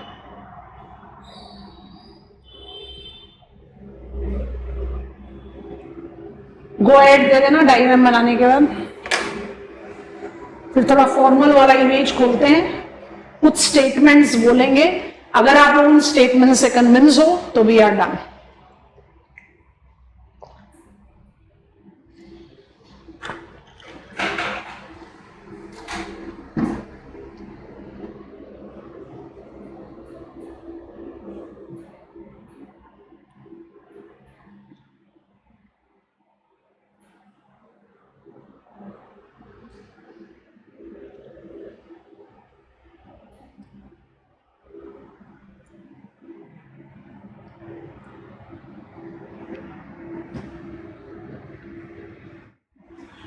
Shadow zones were discovered first in 1904, इसलिए हमने आपको शुरू में बताया था modern earthquake studies is traced back to the beginning of 20th century. नहीं तो अर्थक्वेक स्टडी 2000 साल पुरानी है। Chinese scholars were the first to talk about earthquake study. अपने डायग्राम पर आए, फॉर्मल वाले डायग्राम पर आए, तो उसी पर कुछ स्टेटमेंट्स बनाएंगे, आप बताना सही कि गलत।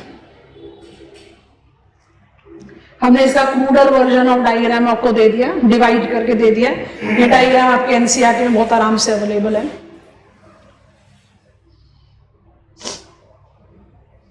अब जरा ध्यान से सोचकर बताना। एपी सेंटर 0 डिग्रीज लिख दिया यहां, और 105 डिग्री तक हम यहां का बाउंड्री ले रहे हैं, ठीक है, दोनों साइड 360 डिग्रीज में। From 0 degrees to 105 degrees on the Earth's surface, many energy waves will be recorded. True, false? True. नाम बताइए एनर्जी वेव्स का। एनर्जी वेव्स का नाम बताइए। P, S, surface. Okay, then I come up to 105 to 140. 43, 45 में कुछ degrees का difference में कोई प्रॉब्लम नहीं है, इसलिए हमने डायग्राम में जानबूझ के थोड़ा सा अलग वैल्यू लिखा। 105 to 140. In between this distance, on the either side of earthquake focus epicenter, no energy waves will be recorded. True, false? True. दोनों आंसर मिल रहे हैं, चलो बोलो भाई। बॉडी वेव्स ही सरफेस से डेवलप होता है और बॉडी वेव्स ही डेवलप होता है सरफेस में। जब हम क्रिस्टल रॉक्स पे जाएंगे तभी ना सरफेस वेव्स डेवलप करना शुरू करेगा। तो आप कह रहे हैं सरफेस वेव होना चाहिए? नहीं होना चाहिए, जो वहां पे मेरा पी वेव्स और एस वेव्स आ ही नहीं रहा है, सरफेस वेव्स डेवलप होगा। सरफेस वेव को कंसिडर ही नहीं करना चाहिए। क्यों? सरफेस वेव कहाँ जनरेट होंगे? सरफेस वेव वहां जनरेट होंगे जहां पी एंड एस वेव ने शॉर्ट डिस्टेंस ट्रैवल करके सरफेस पर पहुंच गए। ये वो लॉजिक है, अगर आप सरफेस वेव को कंसिडर कर रहे हो तो ये वो लॉजिक हो गया कि कल का अर्थक्वेक आया कमचटका पेनिनसुला में और अर्थक्वेक ट्रेमर्स फील हुए अफगानिस्तान में। नहीं हो सकता ना, पूरा वर्ल्ड ट्रैवल कर रहे हो भैया। सरफेस वेव तो 105 डिग्री तक भी आते आते खत्म हो जाएगा। सरफेस वेव का प्रोपोगेशन अगर एपिसेंटर अफगानिस्तान में होता है तो अर्थक्वेक ट्रेमर्स मुझे कहां तक दिखाई देते हैं? पाकिस्तान में हो सकता है, इंडिया में हो सकता है, पर इंडिया के तमिलनाडु में भी नहीं होगा। आप समझ रहे हैं बात को? तो between 105 to 140 degrees, no energy wave will be recorded. Number one, because it is too far off from epicenter for surface wave to exist. And number two, it is shadow zone for both P and S waves.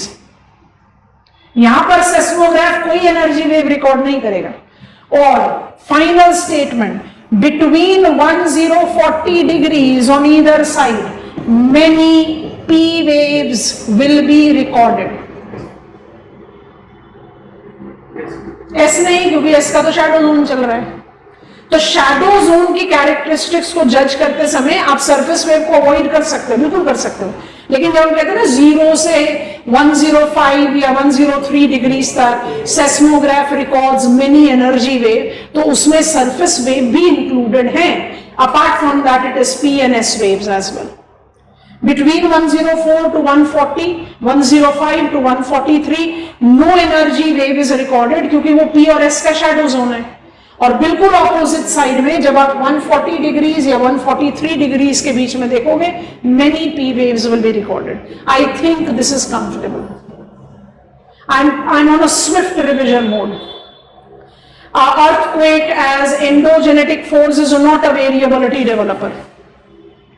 So as a geomorphic agent, उसका geomorphic role variability developer में नहीं होता।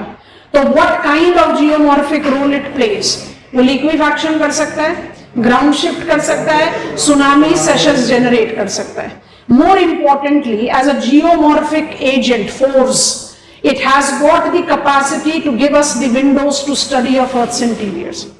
It is the behavior of body waves that have helped us to decipher maximum, if not all, information about Earth's interiors. And actually it is still to be continued ...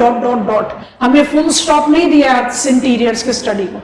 We can further encounter few more observations जो अभी तक हम notice ही नहीं कर पाए, क्योंकि एक चीज होती है आपने directly observe किया, एक चीज है जो आप indirectly derive out कर रहे हैं। तो indirectly कई और evidences आ सकते हैं जो अभी तक हमने नहीं notice किए। So as of now we know interiors of the earth. Earth's interiors have got concentric shells which can be demarcated as compositional and mechanical. Body waves propagation is essentially regulated by mechanical layers. Mechanical layers, that is medium changes, is regulated by density. इसलिए ये statement preliminary examination में अगर encounter हो जाए तो थोड़ा सा cautious हो जाना।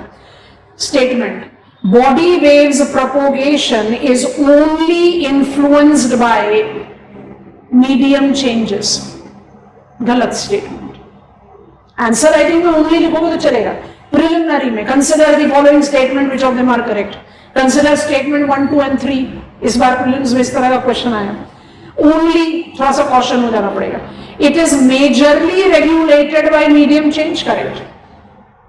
या स्टेटमेंट आए propagation of body waves is not regulated by density differences, not regulated, गलत स्टेटमेंट हो जाए, क्योंकि डेंसिटी ही तो डिटरमाइन कर रही है कि मेसोस्फेयर सॉलिड है, नहीं तो टेम्परेचर तो बढ़ ही रहा है.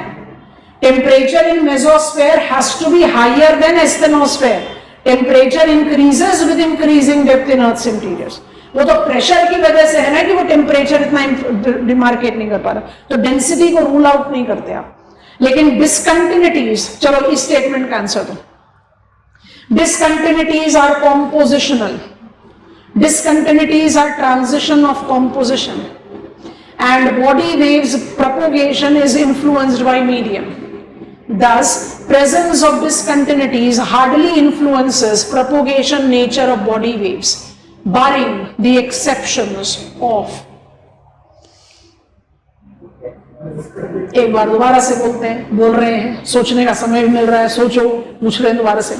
Discontinuities are compositional changeover. Propagation of body waves is demarcated or regulated by medium change. Thus, presence of discontinuity hardly influences propagation of body waves, barring the exceptions of Gutenberg and Lehmann. क्योंकि यही दो discontinuity है जो by chance medium change को भी demarcate करें. उनका definition नहीं बदलेगा. गुटेनबर्ग डिसकंटिन्यूटी क्या है, ये नहीं बोलोगे कि Gutenberg discontinuity is between plastic D layer and outer liquid core. गलत हो गया definition. Gutenberg discontinuity is boundary between Seema and NIFE, और specified denser SIMA and lighter NIFE. अब वो अलग बात है कि वहां पर वो और बाउंड्री किसके बीच में बना रहा है, डी और लिक्विड कोर में, इसलिए. And Lehmann discontinuity is boundary between lighter and denser NIFE. अब वो अलग बात है कि वो साथ के साथ बाउंड्री बना दे रहा है लिक्विड और solid. Done all of us. चलो, अर्थक्वेक को खत्म करने से पहले मर्कली और रिक्टर स्केल के बारे में पता होना चाहिए, तो हम पहले एक टेबल खोल देते हैं. समझो, Mercalli scale was generated first, Richter scale was following. माने आप मर्कली स्केल को जब डिफाइन आउट करते हो, ये तो मेरा पास मॉडिफाइड मर्कली स्केल है, इसको MMI बोलते हैं. ओरिजिनल मर्कली स्केल में हमारे पास 12 इंडिकेटर्स नहीं थे, इट वाज जस्ट 10. अब तो मॉडिफाइड मर्कली स्केल है which has got 12 of them. Mercalli scale is intensity scale and Richter scale is magnitude scale. ऐसा करो, हम दोनों साइड में टेबल पे कुछ पॉइंटर्स लिख रहे हैं, उसको रहने दो. ये टेबल को सेंटर में रहने दीजिए, इसको कॉपी नहीं करना है. ये मॉडिफाइड मर्कली स्केल है, इसको रहने दीजिए, समझते हैं उसके बाद बात करते हैं. So Mercalli scale at this side,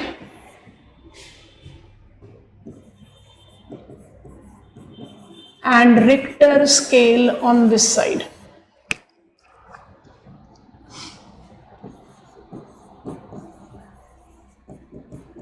Is intensity scale. Modified Mercalli scale have 12 levels.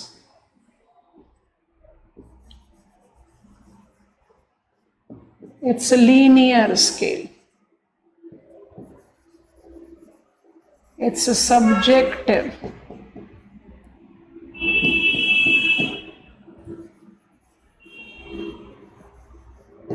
Effects of earthquake. Log scale.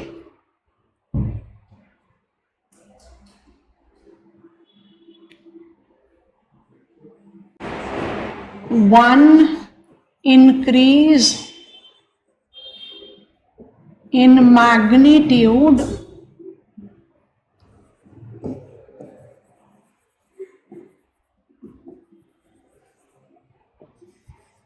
denotes 10-fold increase in released energy.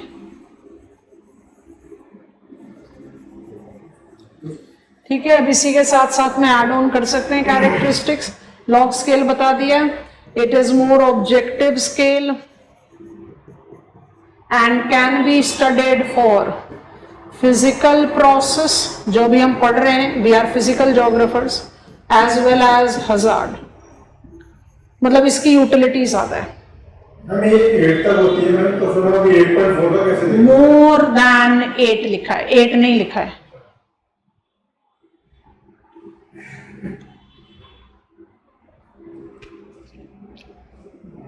Important नहीं होता, पर टाइम लेने से क्या होता है पता चल जाता है कि भाई मर्कली स्केल पुराना है और रिक्टर स्केल कंपैरेटिवली न्यू.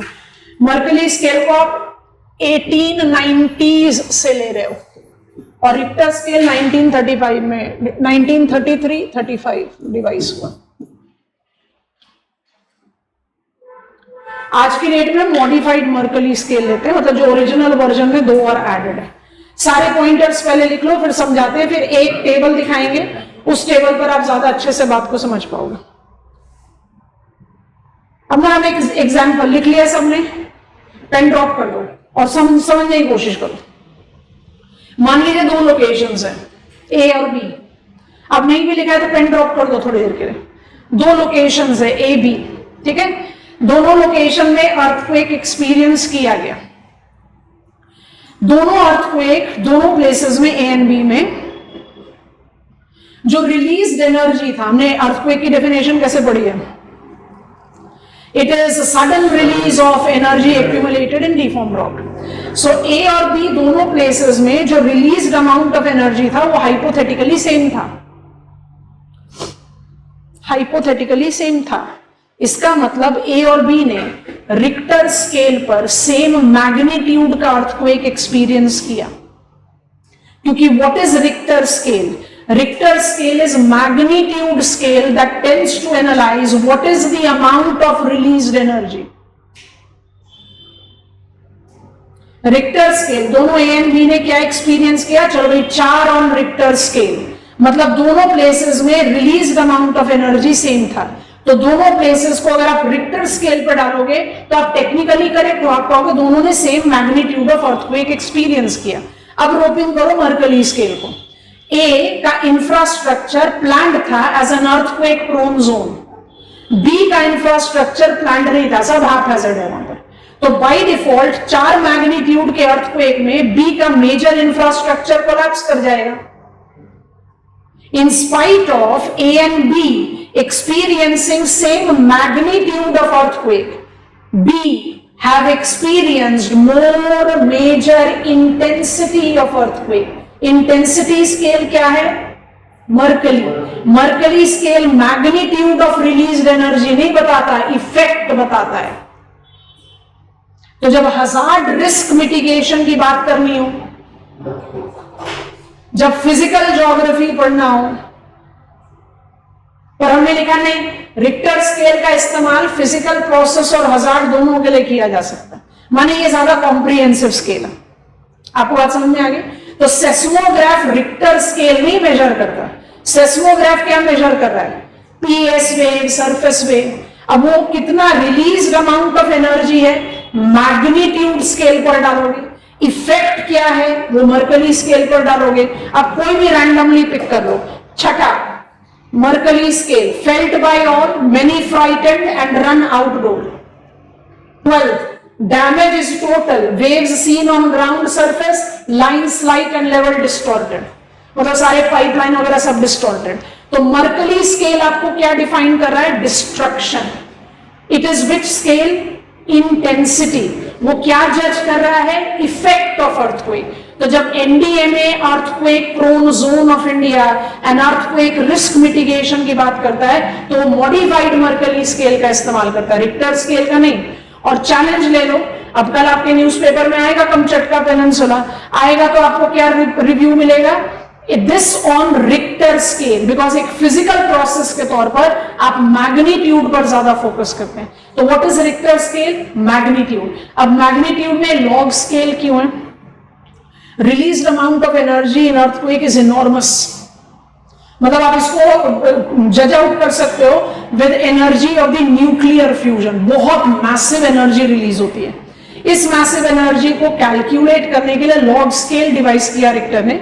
और लॉग स्केल क्या बोलता है कि मान लीजिए अभी हमने हाइपोथेटिकल वैल्यू लिया कि मेरा earthquake experience in a place was 4 on Richter scale versus 5 on Richter scale, तो 1 increase on magnitude stand synonymous to 10-fold increase in released energy, इसलिए इसको लॉग स्केल पर डालते हैं। और जो हमने आपको कहा कि भाई ये तो दोनों में इस्तेमाल हो सकता है, मर्कली स्केल तो सिर्फ आपको क्या बता रहा है, डिस्ट्रक्शन दिस डिस्ट्रक्शन दैट, है ना, पर जब आप रिक्टर स्केल की बात करते हो ये आप कॉपी डाउन कर सकते हो, proving this. Richter scale is more comprehensive, बस ये कहना चाह रहे हैं। Mercalli scale is more about effect mitigation, तो जब हजार्ड रिस्क मिटिगेशन की बात आती है तब आप मर्कली इस्तेमाल करते हो, but as geographers, physical geographers, आप किसका इस्तेमाल करते हो, रिक्टर स्केल। अभी वाला इमेज को देखो, हमने आपको लिखने के लिए कहा ना कि Richter scale can be utilised for both. देखो अब इफेक्ट आ सकता है 8 एंड अप, अभी थोड़ी देर पहले लिखा ना मोर देन 8, टोटल डिस्ट्रक्शन, तो Richter scale can be applied for effect, Mercalli scale is not applied for magnitude of released energy. तो कौन सा स्केल ज्यादा कॉम्प्रिहेंसिव हो गया, रिक्टर। जल्दी से कॉर्नर में कॉपी डाउन कर लो इसको, लास्ट पॉइंट के बाद टेबल बना लो और हमें गो अहेड दे देना। Mercalli is a linear scale, Richter is a log scale. Mercalli is more subjective, Richter is more objective. Utilization of Richter scale can be both in magnitude of released amount of energy as well as effects. माने Richter scale का इस्तेमाल हर तरीके से किया जा सकता है, Mercalli का इस्तेमाल आप फिजिकल प्रोसेस में नहीं करते क्योंकि आपको पता ही नहीं पता कितना मैग्नीट्यूड ऑफ एनर्जी रिलीज हो। अब जिस हिसाब से हमारा मैग्नीट्यूड ऑफ अर्थक्वेक बढ़ता जा रहा है, रिक्टर स्केल को भी मॉडिफाई करने का टाइम आ गया। कमचटका में on record highest magnitude of earthquake experience किया गया। जो लास्ट कमचटका में एक्सपीरियंस हुआ था वो 7.5 ऑन रिक्टर स्केल था। It's largely uninhabited area, population density बहुत कम है। गॉड फॉरबिड अगर कभी ऐसा इंडिया में आ गया तो पूरा मैसिव हैवॉक हो जाए।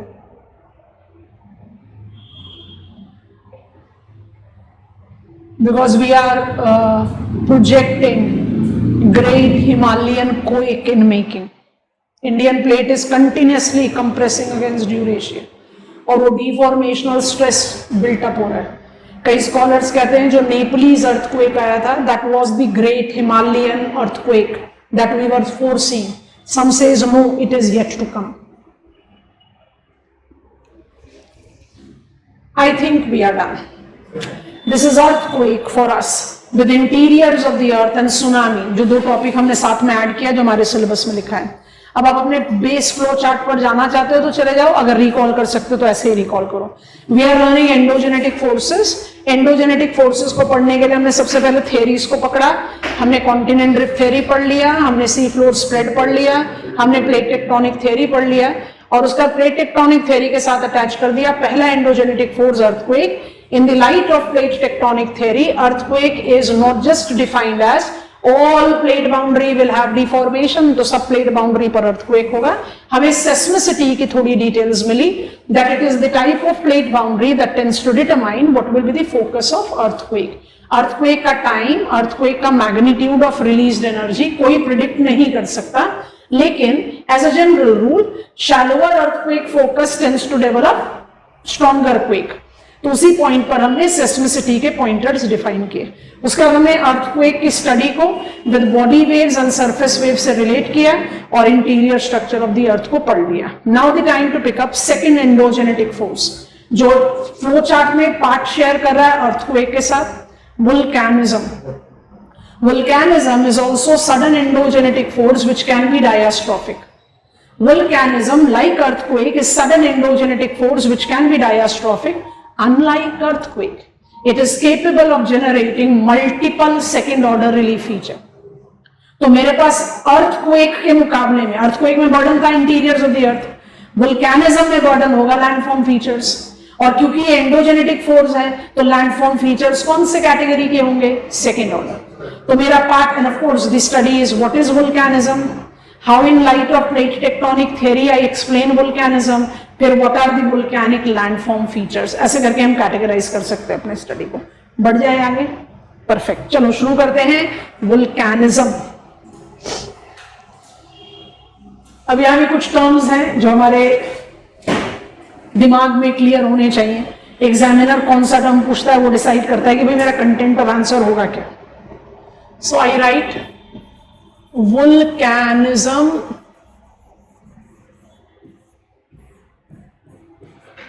वोल्केनिसिटी,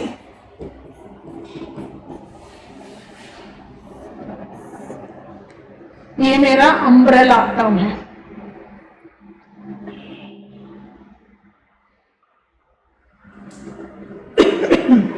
वोल्केनिज्म या वोल्केनिसिटी, इसको आप अम्ब्रेला टर्म ले लेंगे।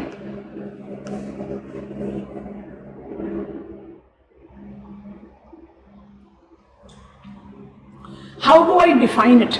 अब इसमें जो आता है ना वोल्केनोज, क्या वो अम्ब्रेला टर्म है? वो धीरे धीरे हम समझने की कोशिश करेंगे। How are we learning volcanism या volcanicity? We are learning volcanism or volcanicity as sudden endogenetic force can be diastrophic force. तो सबसे पहले तो इसका डेफिनेशन चाहिए। आप डेफिनेशन कैसे बोलोगे? Volcanism or volcanicity is defined to be all set of processes that tends to facilitate movement of ejected matter. NCERT बोलती है movement of molten rock material from Earth's interiors towards the Earth's surface. तो जो molten rock material है वो अपने आप में incomplete expression है, क्योंकि every ejection tends to incorporate volatiles, the collective term applied to denote the trapped gases. आपने पढ़ा था ना igneous rocks, volcanic glass, दो टाइप ऑफ रॉक बताए थे, जल्दी से बताओ। Pumice and obsidian. इसमें why the true volcanic glass is obsidian? क्योंकि उसमें ट्रैप गैस नहीं है। सॉलिडिफिकेशन में ट्रैप गैस फटाफट बाहर निकलेगा और ऐसे कुछ रगेड सरफेस बना देगा जो प्यूमाइस में दिखता है। तो मोल्टन रॉक मटेरियल में हमेशा कुछ ना कुछ ट्रैप गैसेस दिखते हैं, कम ज्यादा, that is a different thing. So volcanic activity can not be associated only with molten rock material. जब आप वोल्केनिक इरप्शंस की बात करते हो, you take into reference eruption of volatile, you take the eruption of pyroclast and you also take eruption of magma. No denial, magma, molten rock material accounts for maximum share of ejected matter, पर खाली वो नहीं होता। तो definition of volcanism asks us to be comfortable with pyroclast, ash, lapilli, cinder, क्योंकि जब तक ये terms हमारे दिमाग में clear नहीं होंगे हम थोड़ा सा आगे अटकते हैं with the landform feature। क्योंकि when I talk about tube tunnel बनाता है लावा, तो ट्यूब टनल बनाने के लिए you have to understand the distinctive type of magma composition. या मेरा मैग्मेटिक इजेक्शन क्वेश्चन पूछा हुआ है मेन एग्जामिनेशन और ऑप्शनल में, फ्रियाटिक वोल्केनिक इरप्शन। अब फ्रियाटिक इरप्शन में फ्रियाटो मैग्मेटिक भी हो सकता है और सिर्फ फ्रियाटिक भी हो सकता है, और जहां फ्रियाटिक होगा वहां हॉट वाटर स्प्रिंग, गीजर्स, सोल्फ तारा एक्सेट्रा बनेंगे, और जहां मैग्मेटिक ऐड हो गया वहां वोल्केनिज्म ऐड ऑन हो गया। तो these are the terms that I need to be comfortable with, so we want to create that. तो डेफिनेशन पॉइंटर से शुरू करेंगे क्योंकि that will give me the understanding of what I have to built up, क्योंकि मुझे answer ये भी तो लेना है ना, in light of plate tectonic theory explain volcanism. हम बेसिकली उस पार्ट से ही शुरुआत करके आगे बढ़ेंगे। तो let us take volcanism, volcanicity. पहला पॉइंट ऑफ डेफिनेशन हमारे फ्लो चार्ट से डिराइव हो रहा है, तो आप उसको फटाफट लिखें। हम सेकंड पॉइंट से लिखना शुरू कर रहे हैं, आप फर्स्ट पॉइंट लिख लें, हम बोल रहे हैं volcanism, volcanicity, sudden endogenetic force that can be diastrophic, defined as movement of ejected matter. हम थोड़ा सा डेफिनेशन को मोल्ड कर रहे हैं एनसीईआरटी से। Movement of ejected matter, that is gases, rock fragments with lava from Earth's interiors towards the surface. Next pointer, volcanic eruption does associates with.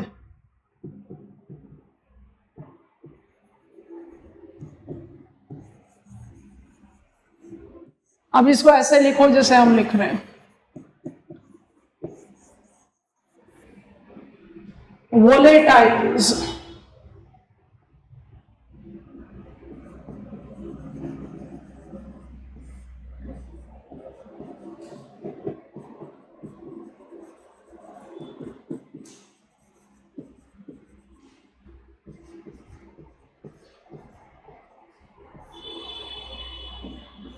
that represents trapped gases, that represents trapped gases.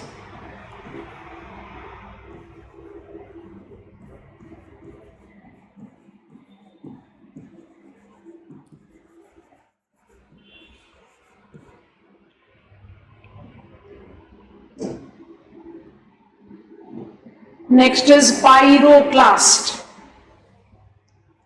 That is solid particles. Rock particles गलत term होगा, solid लिखें.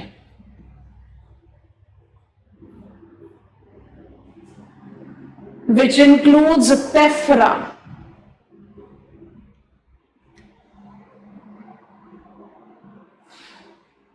Bracket में unconsolidated.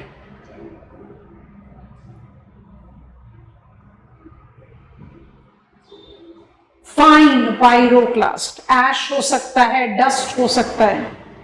Unconsolidated fine पायरोक्लास्ट.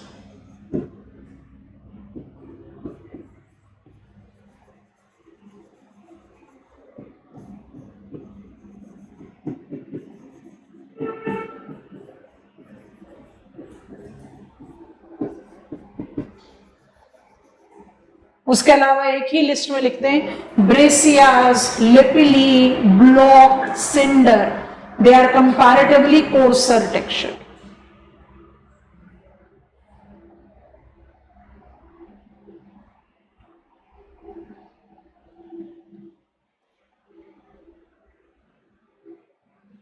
लावा का column आप ही हमारी मदद करो. आप इग्नियस रॉक पढ़कर यहां पहुंचे. बताओ, अगर volatiles are gases and pyroclast are solid, lava is, आपका जो volcanic eruption है इसमें तीनों constituent है. Lava is accounting for maximum share of ejected matter. Rather I should write more than 70%. 10 से 15% आप ले जाओगे pyroclast में. आपको समझ में आ रहा है? And less than 10% depending on what you are taking is gases. Gases which is the least amount of compositional share of volcanic eruption, उसमें सबसे बड़ा शेयर किसका है? वाटर वेपर का. ये क्वेश्चन प्रिलिमिनरी में पूछा हुआ है. Which among the following gas is majorly emitted in episode of volcanism? Water vapor. हमारा जो प्रोटो प्लैनेट अर्थ था, उसने जो प्रोटो एटमॉस्फेयर बनाया, that atmosphere was immensely rich in carbon dioxide and water vapour. कहां से आया था water vapour? Continuous degassing, term you are aware of, facilitated that water vapour from ground to reach atmosphere. और वही water vapour जब condense होकर precipitate हुआ, which facilitated conversion of planet Earth as blue planet, converting water vapor as a trace constituent in the present atmosphere. तो सबसे major trapped gas water vapour है, पर gas और volatiles are having least compositional share. चलो flow chart खत्म करने में मदद करो. इसमें हमने फटाफट बनाया नहीं, आपकी मदद चाहिए. बताइए. Volcanic eruption will have more than 70% of its compositional share as lava. आपको शुरू में बता दिया था, मैग्मा माने चेंबर, लावा मतलब मूवमेंट. तो मूवमेंट है तो लावा टर्म आना चाहिए. बताओ. चलो जाओ, हम तो बिल्कुल ही बात नहीं कर रहे आप लोगों से.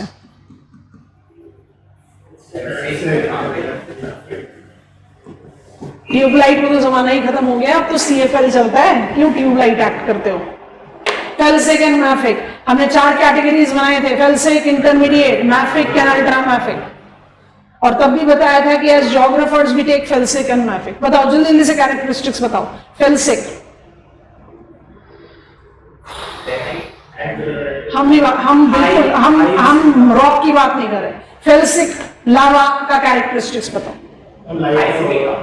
हाई विस्कोसिटी होगा, higher viscosity because their compositional share has got maximum silica, ठीक है। and what is mafic? It is less viscous, more mobile and it by default will be correlated with poor in silica। ये तो आपको याद है ना। अभी इसको कॉपी डाउन कर लो, हमारा इंट्रोडक्शन काम खत्म हो गया।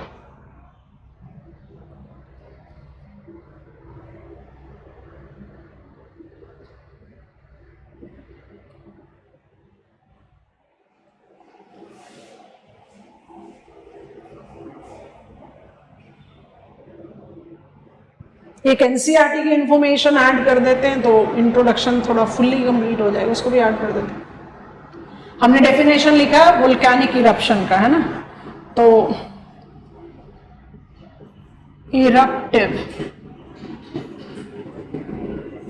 एक्शंस, ये एनसीईआरटी में है। Technically most of the scholars don't believe in it, but NCERT थोड़ा एम्फसाइज्ड है तो ऐड कर देते हैं। Eruptive actions can be eruptive pulses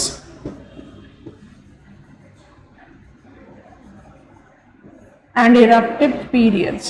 Eruptive pulses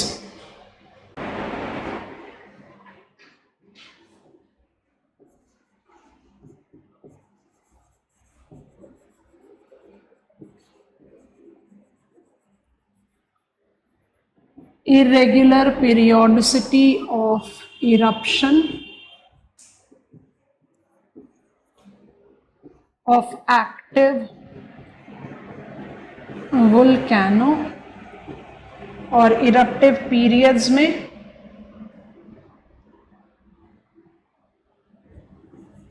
active versus dormant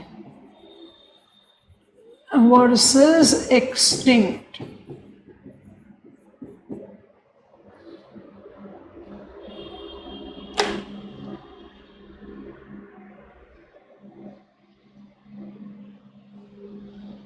बहुत ही open ended kind of categorisation है। स्कॉलर्स लार्जली बिलीव नहीं करते, बट हमारे एनसीईआरटी में बहुत ज्यादा एम्फसाइज्ड टर्म है। This is active volcano, this is dormant. Active तो नाम समझ में आ रहा है। अब आपका डेफिनेशन ही क्या है जो हमने अपने बेस फ्लो चार्ट से डिराइव आउट किया, लिख लिया, पेन ड्रॉप कर लो। That my volcanism is a sudden endogenetic force which can be diastrophic. जैसे आप ये लाइन पकड़ो, आपका इरप्टिव एक्शन पल्सेस प्रूव हो गया। भाई आज मैग्मा इजेक्ट हुआ तो एक मैग्मा इजेक्शन से ना तो लावा प्लेट्यू बनेगा ना वोल्केनिक माउंट बनेगा। जब तक वो रेगुलर पीरियोडिसिटी में इरप्शन नहीं होता रहेगा तब तक वो रिकॉग्नाइजेबल डायमेंशंस डेवलप नहीं करेगा। तो any volcanic activity continuous ejection रह सकता है, कुछ टाइम गैप के साथ रह सकता है, वो सारे को आप किसमें कैटेगराइज करते हो? पल्सेस। क्योंकि कोई और टाइम गैप कैसा हो सकता है? Time gap thousands of years हो सकता है, हंड्रेड्स ऑफ ईयर्स हो सकता है। अब उसको डायस्ट्रोफिज्म के साथ कंपेयर करो, माउंटेन बिल्डिंग तो मिलियंस ऑफ ईयर्स में होता है। आप जब कहते हो कि वोल्केनिक एक्टिविटी एक ऐसा एक्टिविटी है जिसको आप अपने आप, you as human can observe, तो आपने मैग्मा इरप्ट होते हुए देखा नहीं तो कम से कम इमेजेस में नोटिस किया, पर माउंटेन अपराइज कर रहा है ये किसने रिकॉर्ड किया है कैमरे में? नहीं कर सकता कोई, क्योंकि that is very slow. So volcanic eruption is a faster activity, but faster in comparison to mountain building. कोई नहीं कह रहा है कि faster in comparison to human life, क्योंकि अगर एक लावा कोन को भी बनना है, माने mount Fujisan, tallest peak of Japan, active volcano of Japan, कि वो अपने हाइट को अटेन करने के लिए हजारों साल लग गए, तो it is again short time span compared to mountain building, but immensely long time span compared to human life. तो यहां पर टर्म आ गया पल्सेस। और इसके बाद जो आप पीरियड्स या फेजेस कहते हो, तो some of the volcanic mounts are active, क्योंकि वो एक्टिव बाउंड्री पर है, कई हैं डोरमेंट, सो रहे हैं। तो जो सो रहे हैं वो तो कभी भी जग सकते हैं। तो डोरमेंट और एक्टिव के बीच में डिमार्केशन देना थोड़ा सा मुश्किल काम हो जाता है। एक्सटिंक्ट किसको बोलते हो? प्लीज रिकॉल करो, एम्परर सी माउंट। एक्सटिंक्ट वो हो जाएगा जो एक्टिव लोकेशन से बहुत दूर हो। तो once upon a time I was active because I was at plate boundary. Today I am extinct because plate boundary नहीं है तो मैग्मा कहां से इजेक्ट होगा. तो एक्सटिंक्ट फिर भी समझ में आता है, एक्टिव और डोरमेंट उन्हें बड़ा रिलेटिव सा कैटेगराइजेशन, बट ये आप इंट्रोडक्शन में ले सकते हैं. And when I take volcanism is related to eruptions, तो इरप्शंस डेफिनेटली डोमिनेंटली लावा का होता है.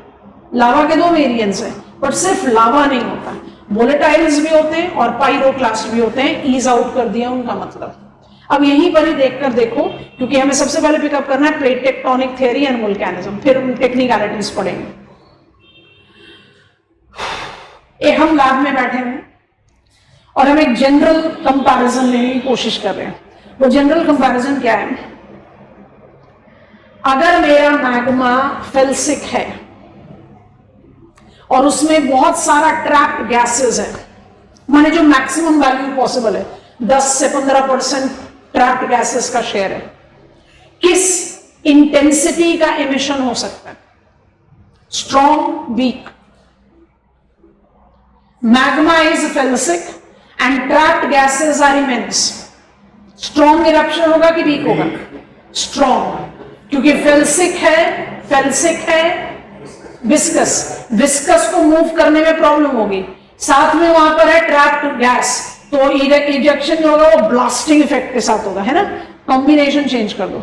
मैग्मा मेरा है मैफिक, ट्रैप्ड गैसेस है ही नहीं, एकदम आराम से, कोई जल्दी नहीं, आराम से मैग्मा निकलेगा, आराम से ट्रैवल करते हुए टहलते हुए कूल डाउन कर जाएगा. माने if I sit in lab then also I can create out the condition. धीरे धीरे बोल रहे, ध्यान से सुनो, लिखना नहीं है. Felsic the magma, larger the trapped volatiles, stronger will be the eruption, generating larger amount of pyroclast.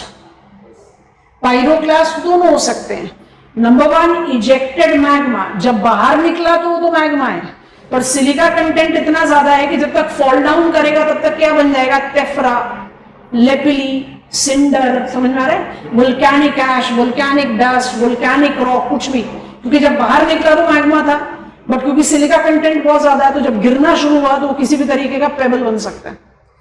Combination number 2, magma is mafic, trapped volatiles are negligible, ejection intensity is weak, generated pyroclast will be very less. समझ में आ रहा है? यही है plate tectonic theory and volcanism. इसको आप किसके साथ एसोसिएट करते हो? Volcanic emission intensity. हमने इंट्रोडक्शन कंप्लीट कर लिया. क्या आप हमें आगे बढ़ने की परमिशन दे रहे हो? दे रहे हो. अब आगे बढ़ने की परमिशन में ना ये वाला इमेज को देखना जरा. फ्लो वगैरह तो हम आपको बाद में कराएंगे. ये डायग्राम पहले में देखने में बड़ा डिफिकल्ट लगेगा. हम इस डायग्राम को और एनरिच करेंगे. हम इस डायग्राम पर नहीं रुकेंगे, हम इसको और ज्यादा एनरिच करेंगे. इस डायग्राम को थोड़ा सा जज करने की कोशिश करना.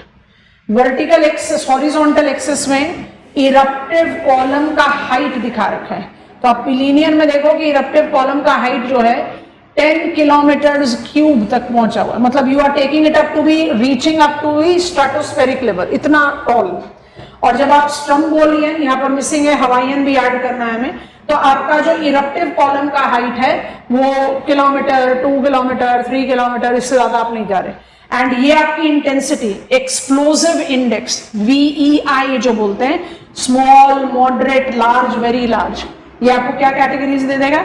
जेंटल, हम extremely gentle, gentle, explosive and cataclysmic करके डिमार्केट करते हैं. ये कैसे डिसाइड होता है? लैब में बैठ जाओ, जो भी हमने थोड़ी देर पहले कहा. कौन सा इरप्शन कैटाक्लिस्मिक होगा? मैग्मा होना चाहिए फेल्सिक, गैसेस बहुत सारे ट्रैप्ड होने चाहिए, तो अपने आप ब्लास्टिंग इफेक्ट के साथ इजेक्ट आउट करेगा. कौन सा जो होगा वो जेंटल होगा? जेंटल वो होगा जिसमें मैग्मा मोबाइल है, ट्रैप्ड गैसेस नहीं है. आप ये आराम से बता सकते हो. इन light of plate tectonic theory, अब ये थोड़ा सा इनकम्प्लीट कैटेगरी, हम इसको थोड़ा और एनलार्ज करते हैं और हम आपको वैसा डायग्राम बनाकर बताएंगे. ध्यान से सुनना. In light of plate tectonic theory we have learn that barring the exception of colliding boundary, बाकी सारे बाउंड्री पर वोल्केनिज्म है. तो क्या प्लेट टेक्टोनिक थ्योरी मुझे सिर्फ इतना ही सपोर्ट देता है? हम तो कह रहे थे plate tectonic, you can ask the question and it will answer, तो we want to enlarge. Tectonic theory कहता है that all the volcanic activities relates to active boundary major minor barring the exception of colliding, point 1। Point 2, colliding को side में हटा दिया, बाकी सारे boundary में plate tectonic theory can give you the reason why the volcanic eruption is quietest, जो इस figure में नहीं है, why volcanic eruption is gentle, और why volcanic eruption is phreatomagmatic, जिसको कैटाक्लिस्मिक बोलते हैं। अब ये कैसे समझ में आएगा? सोचो, अगर प्लेट बाउंड्री कन्वर्जिंग है, अब कन्वर्जिंग की जगह आप सीधा डिस्ट्रक्टिव ही बोल, क्योंकि कोलाइडिंग में तो वोल्केनिज्म होगा नहीं। अगर प्लेट बाउंड्री डिस्ट्रक्टिव है तो विजुअलाइज करो, एक तो आपने रास्ता ब्लॉक किया, मैग्मा को निकलने का रास्ता थोड़ी दे रहे हो, आपने तो पैसेज ब्लॉक कर दिया।